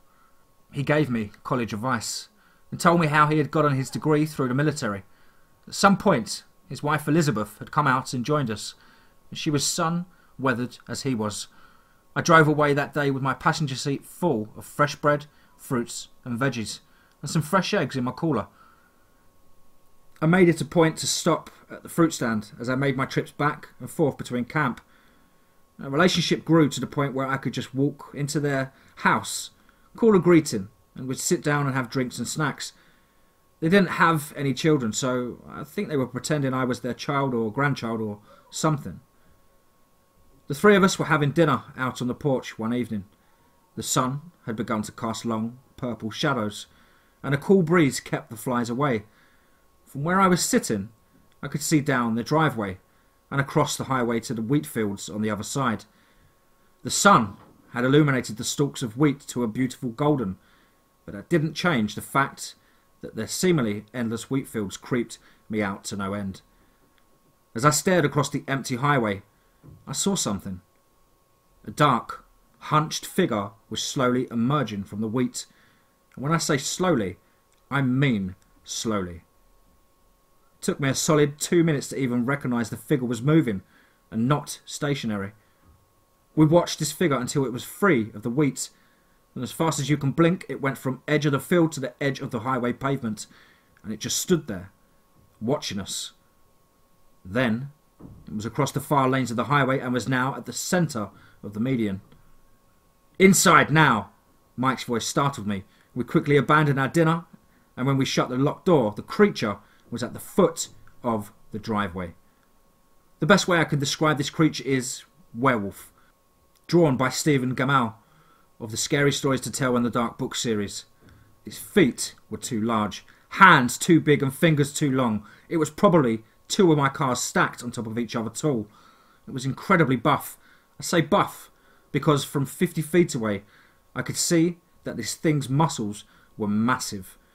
2 large ears sat on top of its head, and a narrow, pointy face sat atop of its wide shoulders. And then it was gone. But a moment later it reappeared on the front porch, its awful face millimetres away from mine, pressed flat against the thin pane of glass separating us. Liz let out a terrified shriek. Mike dove for his shotgun, and me? I'd like to say I did something brave, like I shot it or lured it away from my adopted grandparents, but I didn't. I couldn't make my body move. We just stood there, staring into each other's eyes. I saw things, horrible things I don't even have words to describe. Death, fires, destruction. I was a frightened rabbit in the jaws of a wolf. I blacked out. I came to when the back of my head cracked against the hardwood floor, or maybe when Mike's shotgun was fired through the door's mouth slot, or maybe when the creature let out an ear-bleedingly loud scream, or some combination of 3. The creature staggered off the front porch and disappeared around the side of the house. All night long we sat huddled in the living room as the creature circled the house, screaming, scratching the walls and glass with its terrible claws. At times it sounded as if there were more than one. The screaming and the scratching came from all around the house, from upstairs, the basement, in our heads. For the first time since I decided I was an atheist at age 9, I prayed. It didn't do much, obviously. but I gave it a good try. At some point during the night, my car alarm started to go off. I was more than worried about my car than myself or the farmers. What can I say? I love that car, and I still have it all these years later, in all of its shitty glory. Then, just as the sun was starting to rise, everything calmed down. The farm was awash in beautiful warm light as Mike and I crept outside, armed with a rifle and a sawed-off shotgun. The side of the house was beat up, deep gouges had been carved into the ground, and the top of my car was shredded. Produce was scattered all over the ground, but the creature was nowhere to be seen.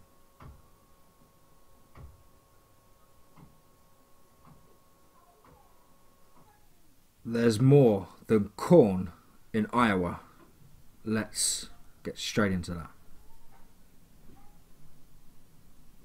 The only thing that I knew about Iowa was there's lots of corn. And they had good wrestlers.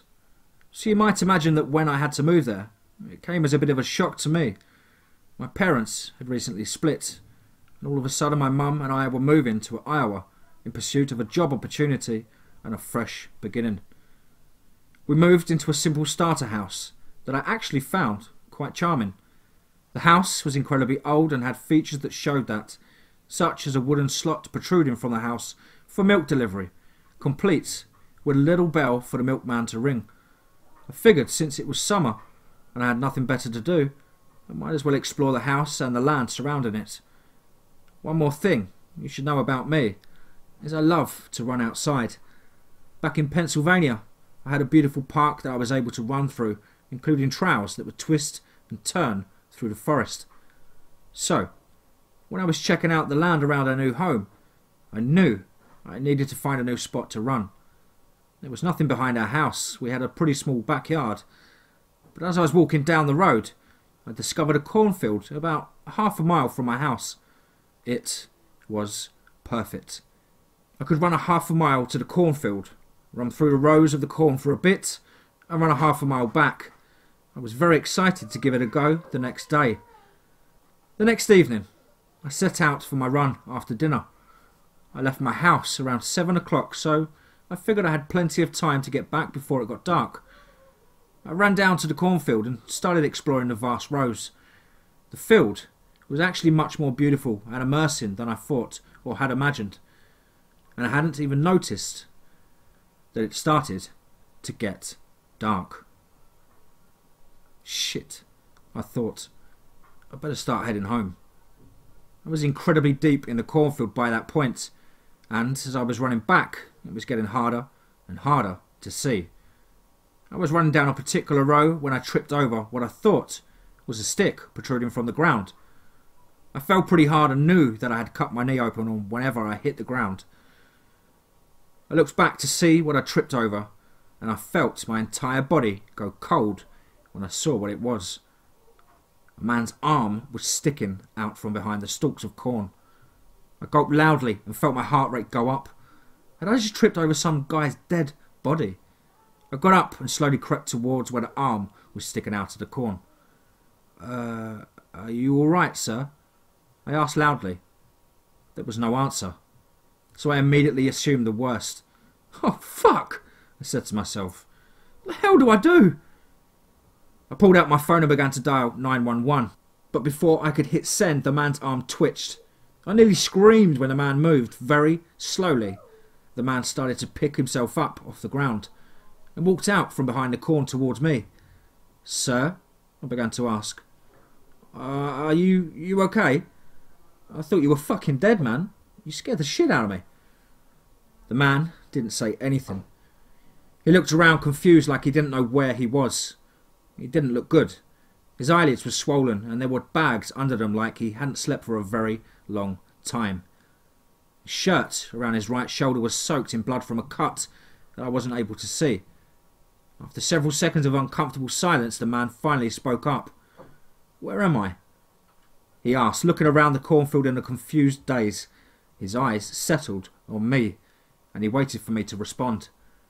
Before I could say anything, the expression on the man's face started to change. His look of confusion started to change into that of absolute horror.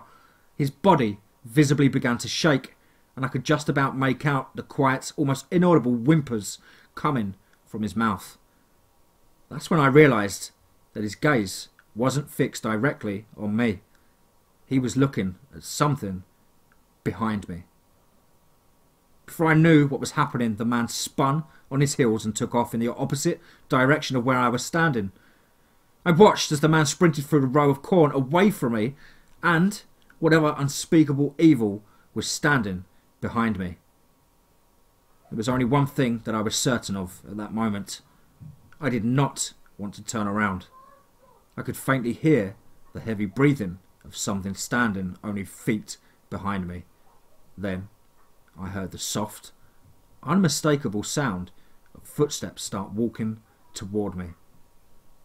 I never believed in the phrase, paralysed by fear, but standing there, in that cornfield, I could assure you that no words have ever been truer.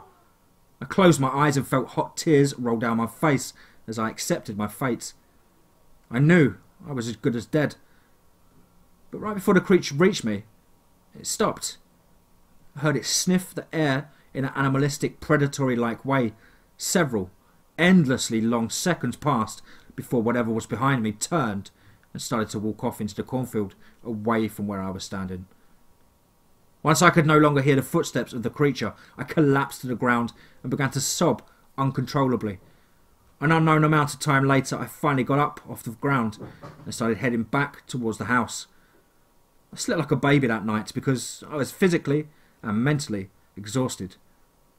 I woke up the next morning, rested but completely empty inside. I forced myself out of bed and into the kitchen so I could make myself some breakfast. As I began frying my eggs, I heard a faint, ringing sound from off in the house somewhere. I looked around, confused as to where the noise was coming from. I started to follow the sound and realised that it was the bell from the milk delivery spot. I opened the door, expecting to see several glass bottles of milk sitting on my front porch. But the only thing there was a scrap of paper with a message written on it in sloppy, bold handwriting. I picked up the note and read it. There are those that spare the goats, and those who lead the hand of slaughter. You have desecrated our sacred land, so your punishment will not be taken lightly. It will come for you, and we can assure you that your suffering will not be brief.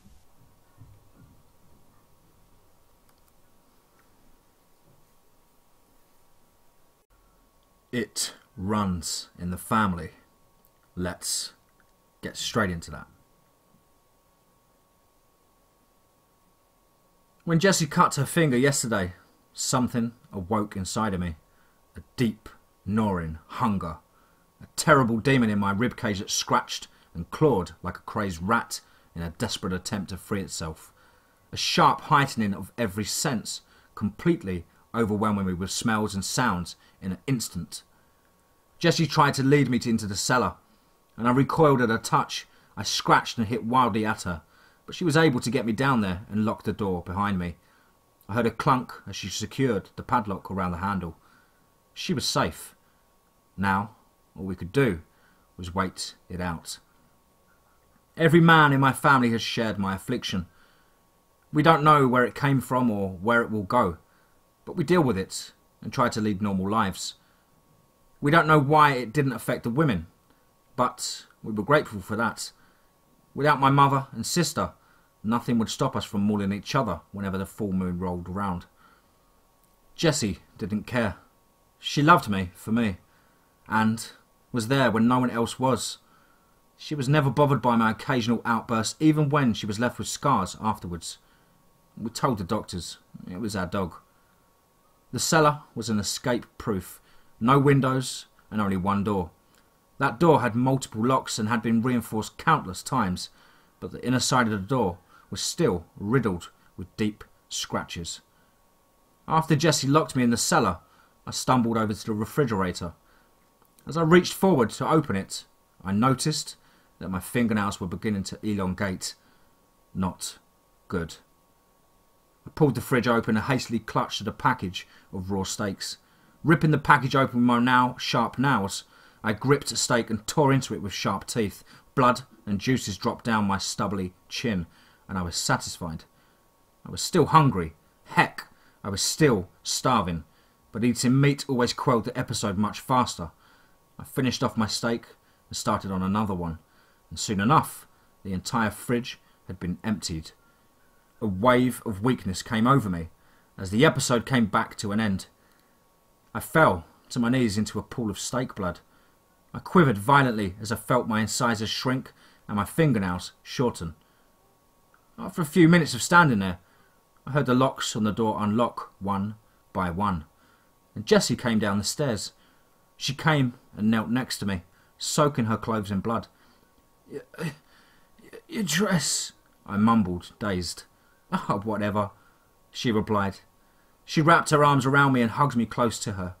I instantly felt some strength return at her touch. I let out a shaky sigh and embraced her. It's okay. Let's go upstairs. You can clean yourself up in a bit or just go to bed. It's late, anyways. I nodded, absolutely ashamed, even though we were used to this by now. I'm going to change out of these clothes and then run over to the store to restock the fridge. I don't think I need to worry about making any dinner for you anymore. Jess, I'm so sorry. Pipe down, Fido, Jessie said in stern yet warm manner. Let's get you to the bathroom. You're pretty weak, so you better be in bed when I get back. I felt like a toddler being scolded, but Jessie was right. She handled these situations much better than anyone else would. I'm glad that she was the one here to help me, and not someone else. Jessie helped me up and I leaned on her shoulder as we slowly went up the staircase, step by step. She continued helping me along until we got to the bathroom. She grabbed me some sweatpants and a clean t-shirt to change into, and then went into our bedroom to change herself. I leaned against the sink for a few minutes, gaining my bearings. As Jessie finished tidying up, she came back to the bathroom. All right, I'll be back in half hour. Love you, Jacob. She gave me a kiss on the cheek and closed the bathroom door behind her. I took a shower, relishing in the cool water. It relaxed me after having such an unexpected recurrence. Usually, it was only the full moon that caused these outbursts, but certain situations could make them occur otherwise. I stepped out of the shower and put on the clean, comfortable clothes that Jess left out for me. Looking at myself in the mirror, I was ashamed. My eyes were a yellowish colour and my pupils dilated. My facial hair had gotten out of control. All of my hair grows much faster than any normal man's would, so shaving is a hassle, as I have to do so much almost every night. I was a mess. I shaved and I went to bed. I was still wound up, so I flipped on the TV and watched some mindless program until I heard Jessie come through the door. I could hear her footsteps going down the stairs, restocking the fridge, and then coming back up and coming into our room. Ah, you look a lot better now, Jake, she smiled. She took a 10-minute shower and then came back out to go to sleep. In the light coming from the bathroom, I could see that there was a cut across her face. My heart dropped. Jessie, your face, it's okay. Get some rest. You'll probably be back to normal in the morning. No, I scratched her, didn't I? That's anything but okay, Jess. Jess walked over to her side of her bed and laid down next to me. She put her arm around me. If I can't handle you at your worst, I don't deserve you at your best, Jake, she whispered. It's different, I insisted. You shouldn't have to deal with this. I'll deal with anything, if it means that I can be with you. Go to sleep. Tears welled in my eyes and I nestled into her. What did I do to deserve you? When Jessie fell asleep, her slow, steady breaths calmed me, and I was able to drift off. I remembered my father's words to me when I was a young boy, still struggling with the fact that I had to deal with this condition for the rest of my life. A weakened mental state only makes it harder to fight off, my father had said to me. Remember the ones you love, remember me, and Mama, and Joey and Kate let that strength fuel you. And I'll admit, it was far easier to return to normal that night than it usually was. I'll think of Jess next time. Everything was normal for the next week or so. I went to my stupid minimum wage job on the weekdays. Then came the night of the full moon. We had already prepared. Full moon nights were the worst because they lasted longer and the transformation was much more noticeable. I was locked in the cellar, waiting. This was the worst part of all, just waiting. And as the edge of the sun disappeared over the horizon and the moon started to rise, it began. I quaked and fell onto my hands and knees. My incisors grew longer and sharper, cutting into my gums. My fingernails darkened to a greyish colour, elongating into claws. Everything hurt. I remembered my dad's words, think of the ones you care about. I thought about Jessie. Sweet, sweet Jessie, beautiful, kind Jessie. I wanted her. I needed her. I had to find her. I had to get her. I was so hungry. I was starving. No, no, no, no. I came to my senses. I had to stay away from her. I had to keep her safe. I was a monster. I couldn't get her out of my head. The gnawing hunger. I couldn't bear it. I ripped open the refrigerator door and swayed precariously, threatening to fall over. I tore open packages of steaks, pork chops, chicken breasts, my face covered in juices and blood as I finished them all off in rapid succession. So hungry. Finally, in the back of the fridge, there was a whole turkey. God knows where Jessie found one in early March. I desperately ripped the plastic packaging apart and ripped up the turkey until there was nothing left. There was nothing left. I'm starving, starving. And in my stupor I remembered last night's news. No more. Nobody else. No more of this. Please, stop this, please. I banged madly on the cellar door. Jessie, no. Please, no, run. The hunger was consuming me. Jessie! I roared. Open up! She did. I don't know why she opened the door. Maybe she thought that the fit was over and that I wanted to come back upstairs to sleep. Maybe she had a death wish. All I know is that she regretted it. From there, it's hazy. I remember her screaming, crying. I cried too, but I don't regret what I did. Nobody else should have to deal with what I deal with. I told her I didn't want kids. I told her that I didn't want to bring someone into this world just so they could suffer too. I'm going to kill them all. Papa, Mama, Joey, Kate. No more suffering. Afterwards, I may go live in the woods like the monster that I am. I may turn myself in so I can rot in jail like I deserve to. Or I may just kill myself. Rid the world of our race. Keep them safe. Keep them blissfully ignorant. It can't run in a family if there's no family to begin with.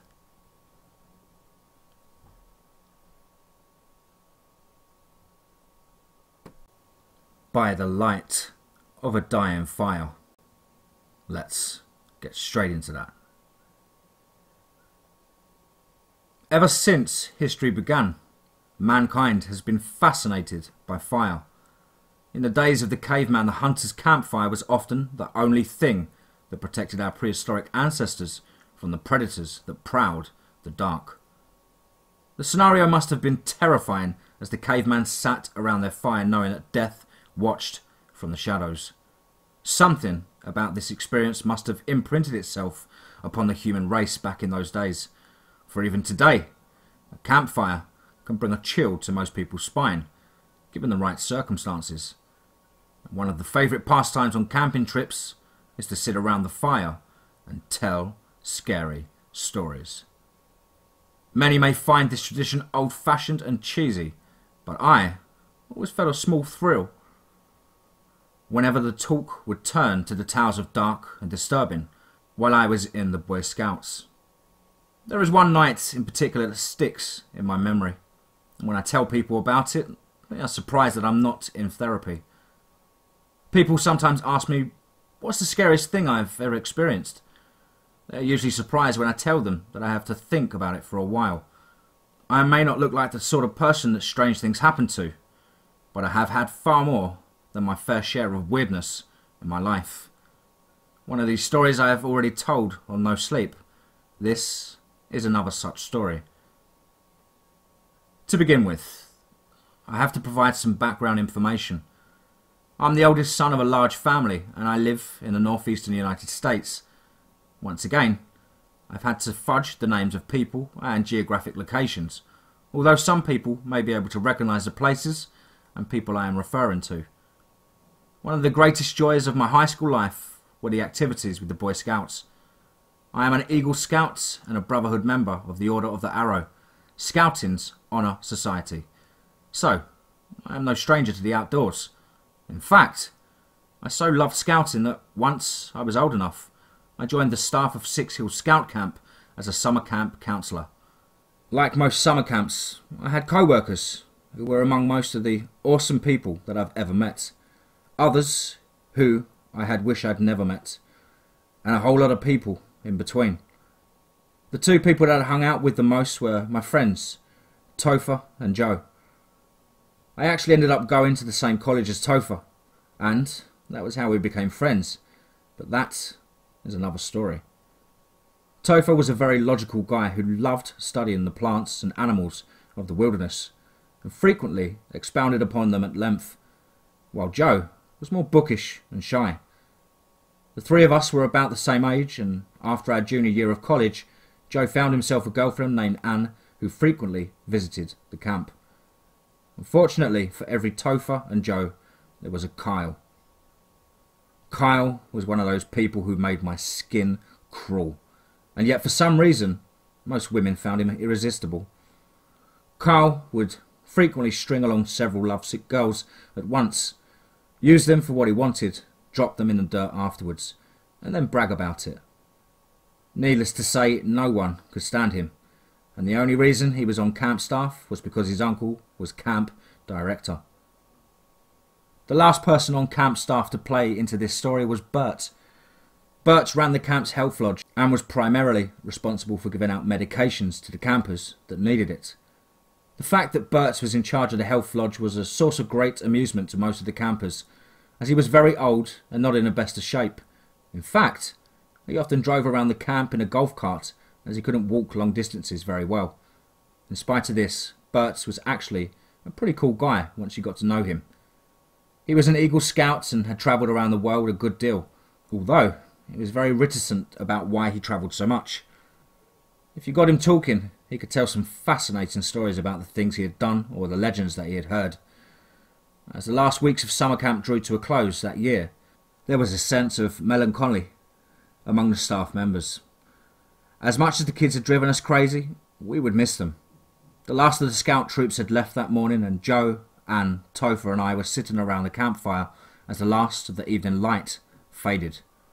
As usual, the talk turned to scary stories. But we found that we had run through most of the classic ones already. The tales of Hook Hand, Don't Turn on the Light, and The Licked Hand had already been told. We were running short of ideas. It was Anne who finally came up with a solution. "Hey," she said, "why don't we tell each other the scariest true story that we know?"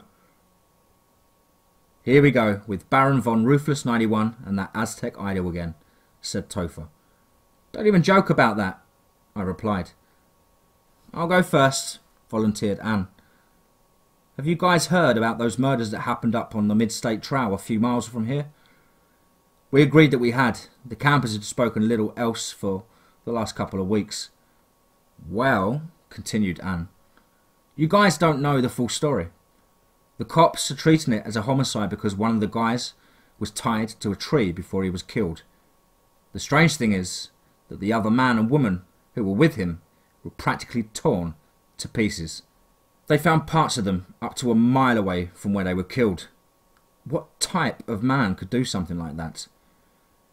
They also say that some other hikers on the trail have been hearing strange sounds at night." "Probably a coyote," suggested Joe. "They make pretty weird noises sometimes." "Not like this, they don't," said Anne. That's how I found out about all this stuff. My dad is a zoologist, and they brought him a recording of the sounds the hikers heard on the trail. He said it definitely wasn't any coyote he'd ever heard. The strange thing is, if some kind of animal killed those 3 people, how did that one guy end up tied to a tree before the bear, or whatever it was, disemboweled him? The thought was unsettling. We sat in that uncomfortable silence for several minutes, and we nearly had a heart attack when a twig snapped in the night. It was a short huffing sound, and the antlers of a large deer poked over the top of a bush. We breathed a sigh of relief when we saw the antlers. The deer was just as scared as us, as we were out of it, and after a minute we heard it move away through the brush. "You know," said Topher, "for some reason that reminds me of something that happened to me a while ago." Topher turned to me. "Do you remember that weird guy at the Order of the Arrow ordeal?" "Vaguely," I replied. "I remember you talking about him, although I never actually saw him." "That's right. You didn't actually see him because we were on different work crews. Anyhow, we were at the Order of the Arrow ordeal." Topher turned to Anne. "It's kind of an initiation ceremony where we spent the weeks working. We weren't supposed to talk unless absolutely necessary. To make a long story short, there was this strange guy who showed up at work and just watched us. Since we couldn't talk, we couldn't ask him who he was or what he was doing there. He just stood in the trees by where we were working and looked at us. It was really creepy. I had to run back to the dining hall at one point to use the restroom, and he actually followed me for a little bit, well, until I ran into one of the scoutmasters. I probably should have told someone about the guy, but I thought I would just get in trouble for talking." "Well, that is a little bit creepy," admitted Joe. "I probably wouldn't consider it to be the scariest thing that ever happened to me, though." "You didn't see the guy," said Topher. "It was the way he looked at you. He looked at us like the way a snake watches a rat before eating it. The reason I thought of this story just now is because of the way those noises that Anne mentioned. That night, when we were walking back from the big campfire, I remember hearing some kind of weird animal. It sounded like a cross between a lion and a hyena. Is that what those hikers recorded on the trail?" "I'm not sure," replied Anne. "The sound my dad heard really gave him the creeps, but he wouldn't let me listen to it." At this point there was another sound in the forest. This one was unfortunately all too familiar to the 4 of us. It was the unmistakable sound of Kyle's voice, followed by a feminine giggle from whoever was with him. A minute later Kyle stepped into the firelight with a dark-haired girl who was clearly drunk, leaning against his shoulder. "Well, hello, everyone!" exclaimed Kyle, in a voice that was just a little bit too loud. I was fairly sure that he'd been drinking as well. "I hope I'm not interrupting anything." When he said this, Kyle made sure to leer at Joe and Anne. Anne narrowed her eyes angrily and looked as if she were about to reply with a snappy retort until Joe placed his arm on her shoulder. After a second, she relaxed. Kyle had spent the previous summer trying to seduce Anne to no avail. Then, at the very end of the last summer, Anne's little brother, Tyler, had died in an accident. He had been 2 years behind us and had worshipped the ground that Joe had walked on. He'd been on camp staff with us and had been one of the kindest souls that I'd ever met. He'd gone out on a walk late one night and had fallen down a ravine where he broke his neck to the point where it almost decapitated. I still remember seeing the paramedics take out his body the next morning. The strangest thing about the situation is that the most vivid thing in my memory was the Captain America t-shirt that Tyler was wearing. The shirt was all torn up and covered in blood, and the image still haunts my dreams. In the aftermath of the tragedy, it was rumoured that Kyle had taken advantage of Anne's emotional state for his own purposes, although we never dared to ask her if this was true. Anne had only just started to recover a couple of months previously, when she had started dating Joe, and every lecherous look that Kyle gave her was like a slap in the face. "What are you all up to?" Kyle asked, pretending to not notice the death glares we were giving him. "Oh, and by the way, this is Whitney," he said, gesturing to the girl hanging off to his shoulder. "She was hiking along the trail and got lost. I offered to put her up for the night until she can get her bearings. After all, there is a murderer on the loose. Whitney giggled again, and the rest of us tried not to visibly cringe. We were kind of telling each other scary stories about things that have happened to us, Joe said quietly.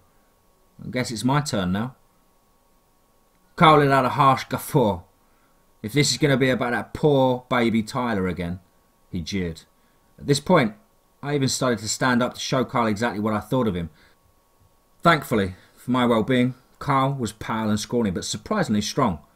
Topher stopped me. He's not worth it, he said quietly. What is Carl talking about? Asked Anne. Did something happen between you and Tyler? Joe winced. It was clear that he had not been planning on telling this particular story. It's kind of complicated, he began. The thing is, I suffer from something called sleep paralysis. It's when you wake up from a dream and are conscious, but you can't move. Sometimes you also see strange hallucinations. The most often hallucinations for me are long-fingered shadows with way too many teeth. I would wake up at 3 a.m. and not be able to move. After a few minutes, I would hear my closet door open or something move under my bed, and then the shadow creatures would appear. Sometimes they would actually touch me. Even though I know they aren't real, I can still feel them brushing against my face or sitting on my chest. I had one of these episodes the night Tyler died. I woke up, but I couldn't move or talk. I saw Tyler sit up in bed. I saw him look at his phone and then go outside. He must have got on a text message or something. The point is that I saw a bunch of the shadow creatures follow him outside. I know it doesn't make any sense. There was no way I could have warned him. I just feel like I could have stopped his accident. And I couldn't. By this point in the story, there was tears streaming down both Joe and Anne's faces. Anne gently put her arm around her boyfriend's shoulder, and the two of them quietly wept. The silence lasted for another minute before Kyle interrupted again. Well, he said, that's all well and fine, but I have a real story to tell. It is the tale of what really happened to Ron Grayson. Kyle paused dramatically to let the words sink in. Ron Grayson had been a local lawyer 10 years previously, who had one day vanished off the face of the earth. They found his car abandoned in a supermarket parking lot and his cell phone in the river a few miles away. But there was never any body found. The incident was one of our area's biggest mysteries, and, even 10 years later, just about everybody had a theory about what had happened to him. The prevailing theory was that he had either committed suicide or ran afoul of some inner city mob boss, but there was no conclusive proof either way. No one knows what happened to him, I said. The man could have been abducted by aliens for all we know. Kyle smirked. That's what you think. See, this is the thing. Remember 2 years ago where I had to spend a couple of days in jail on those drug charges? We remembered. The charges had eventually been dropped. My cellmate was this guy who worked for the mafia as a hired killer. He was there, waiting for trial. We raised our eyes skeptically. I'm serious. This guy was a hardcore killer. He was a mess, though. Apparently, there was a hit that went wrong a few years back. He and his partner were supposed to off this lawyer, who was filing charges against his boss. So his boss sends my buddy and his partner to make the problem go away. The thing is, my buddy's old partner is like a cat. He likes to play with his food before he eats it. Anyhow, he convinces my buddy to kidnap this kid. They found some homeless kid up in Pittsburgh that no one would miss, and they bring him down here. They have this lawyer tied up in the woods, and they tell him that they will let him go as long as he shoots the kid. Sure enough, this lawyer guy shoots the kid to save his skin. The problem is that the lawyer is a horrible shot, so this kid doesn't die right away. He starts screaming bloody murder, and then something in the forest starts screaming back. My buddy gets spooked, so he gets in the car and leaves his friend to finish the job. The thing is, his friend never comes back. My buddy goes to the place where they had the lawyer the next day, and there is nothing there. No lawyer, no kid, no psycho killer for hire, and no monster. Anyhow, That's how this guy told me the story. The next day he hangs himself in the cell. I get out and look up any disappearances around the time this guy says the stuff happened, and I see that Ron Grayson disappeared around that time. So there you have it. The lawyer was eaten by a monster. Maybe it was the same one that killed those hikers. Once again, there was a sound in the bushes and we all jumped. Off in the distance, we heard a faint howl. At the time I figured that it was a coyote, but now I'm not so sure. A second later, a light shone through the tree branches and there was a strange rumbling sound. We all let out a breath of relief when Bert's golf cart come puttering around the bend in the trail, huffing and puffing as if he'd had to just run a marathon. Bert heaved himself off the golf cart and sat down by the fire. Reaching into his pocket, he pulled out a peppermint candy and tossed it to Kyle. Topher held out his hand for a candy as well, but Bert pretended not to see him. Well, that's that, Bert sighed.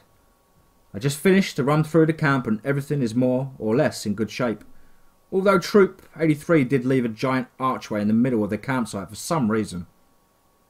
I guess that means we should be able to get on the road pretty early tomorrow then, I said. I'm looking forward to a few days rest, head back to school for the semester. I think it's your turn to tell a scary story, Joe said to me.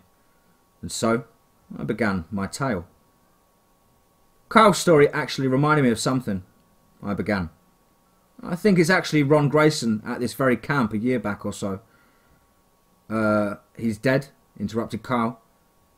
Didn't you hear my story? Well, it must have been his ghost then, I continued. It was really weird at any rate. I was doing a night patrol of the camp last summer, and I thought I saw someone down by the trading post. I just caught a glimpse of him as he walked around the corner. I thought it was weird, and I didn't recognise him as one of the scoutmasters. So, I decided to investigate a little bit more. I walked up to the trading post porch, and there was this man standing in the corner looking out over the lake. There were a few scouts on the other side of the lake and the man was watching them. We stood there like that for a while, him watching the scouts and me watching him. Then he turned around suddenly and saw me. Then, I swear I'm not making this up, he grew a giant pair of antlers and screeched at me and took off into the forest. I thought about telling someone about this at the time, but I thought no one would believe me. The point is, I was reading the paper a few months ago and I saw some news report about Ron Grayson, and they had a picture of him. I realised that he was the man that I saw on the porch. Well, at least before he grew that pair of antlers and did that best Nazgul imitation in my face. I actually have a picture of the article on my phone if you guys want to see it. I passed my phone around to the others in the group, and when it reached Topher, he went as white as a sheet. What's wrong? I asked. Nothing, he replied. When he saw that none of us believed him, he reluctantly continued. It's just that lawyer looks an awful lot like that guy who was following me around in my story. My turn, called Whitney, still very much intoxicated. I was hiking the Mid-State Trail last year, just like I'm doing now in fact. One night, I tried some new...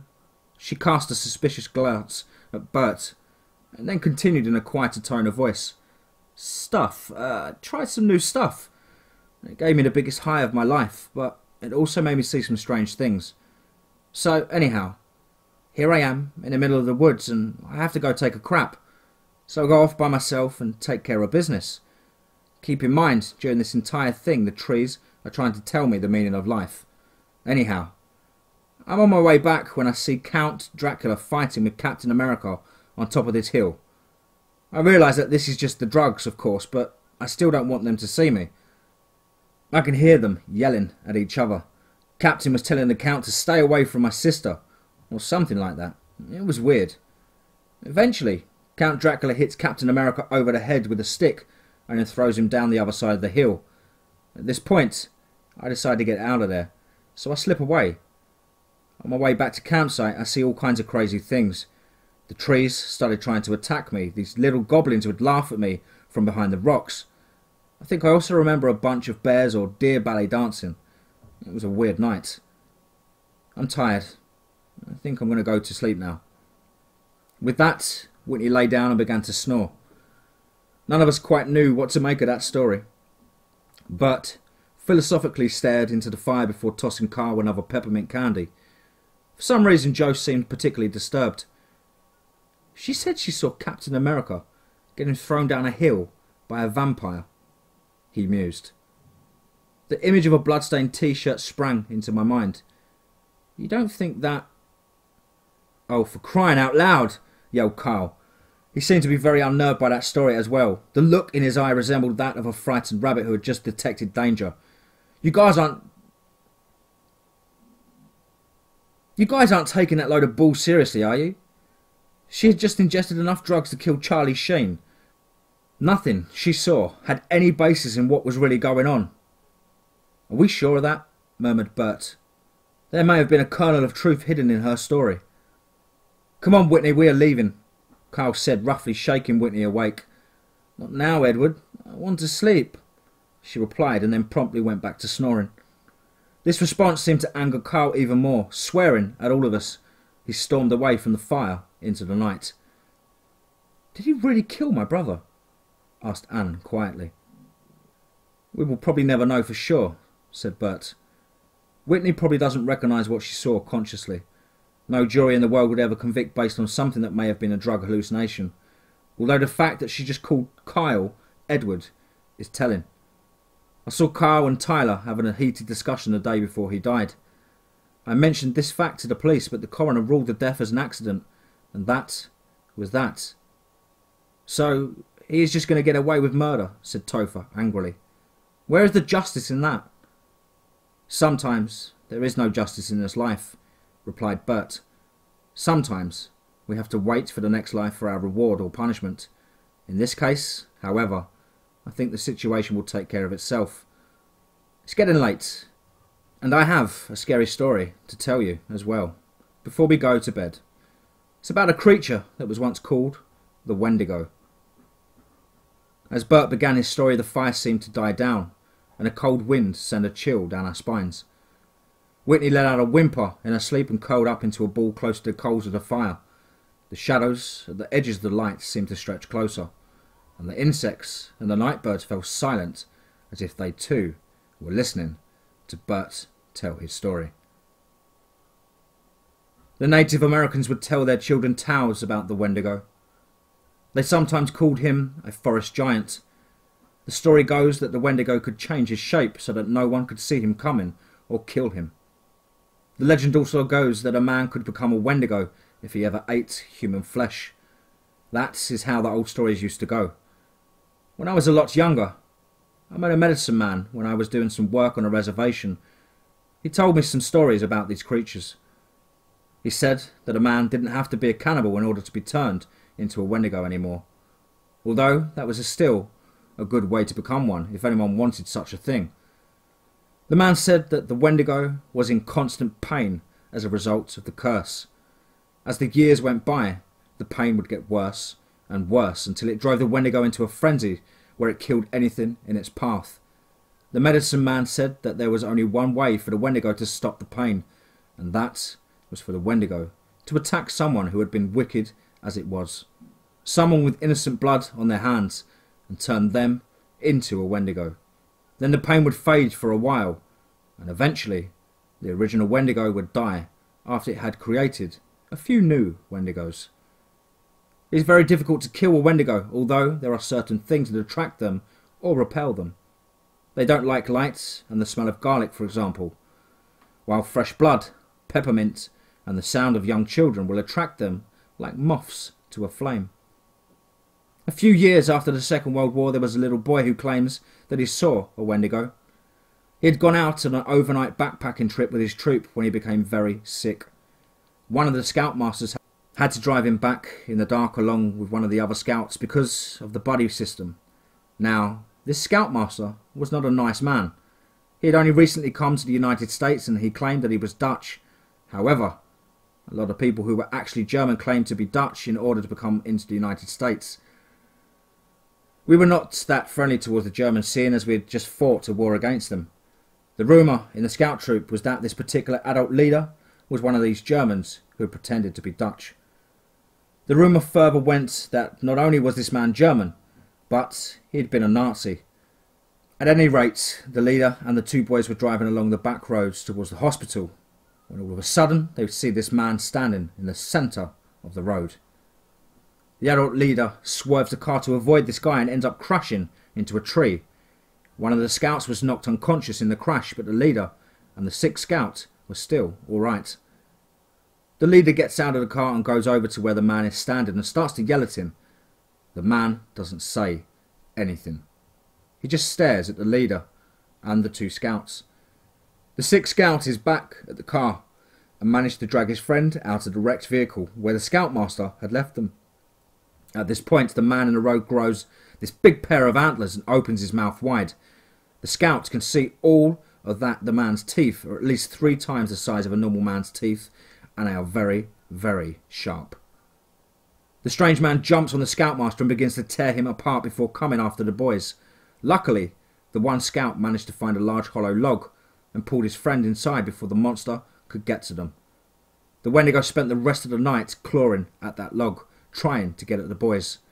Around dawn, it went back up to the road and crouched over the body of the scoutmaster. The boy then swore that he saw the dead leader stand up and follow the monster into the woods. The sun came up and a search party found the 2 scouts a few hours later.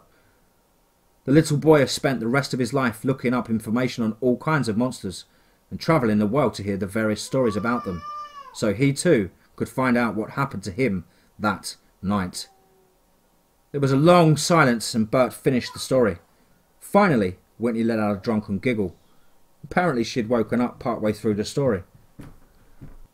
The scary stories were supposed to be true stories that actually happened to us, she said. Sorry, said Bert after a slight pause. My mistake. Well, we should probably turn in, said Joe. We have a long day tomorrow. Sounds good to me, said Bert. He turned to Whitney. Do you have somewhere to stay tonight? I have a campsite a few miles up the trail, she responded. You know what, said Bert. You can sleep on the sofa in the Health Lodge. Something tells me that tonight isn't a good night to be out in the woods alone. Bert helped Whitney into the golf cart, and the two drove off down the trail. In the distance, there was a very faint sound that could have been a human scream that was suddenly silenced. Shortly afterwards, there was a strange call that sounded like a cross between a lion's roar and a hyena's laugh. Topher, Joe, Anne and I decided to share the tent that last night. I had a funny feeling that we would never see Carl again, and we didn't. Topher claims that it's probably because he ran away for fear of getting arrested for murder. I'm not so certain. That last night in the woods, I remember drifting off to sleep with dreams full of antlered men. And peppermint candies.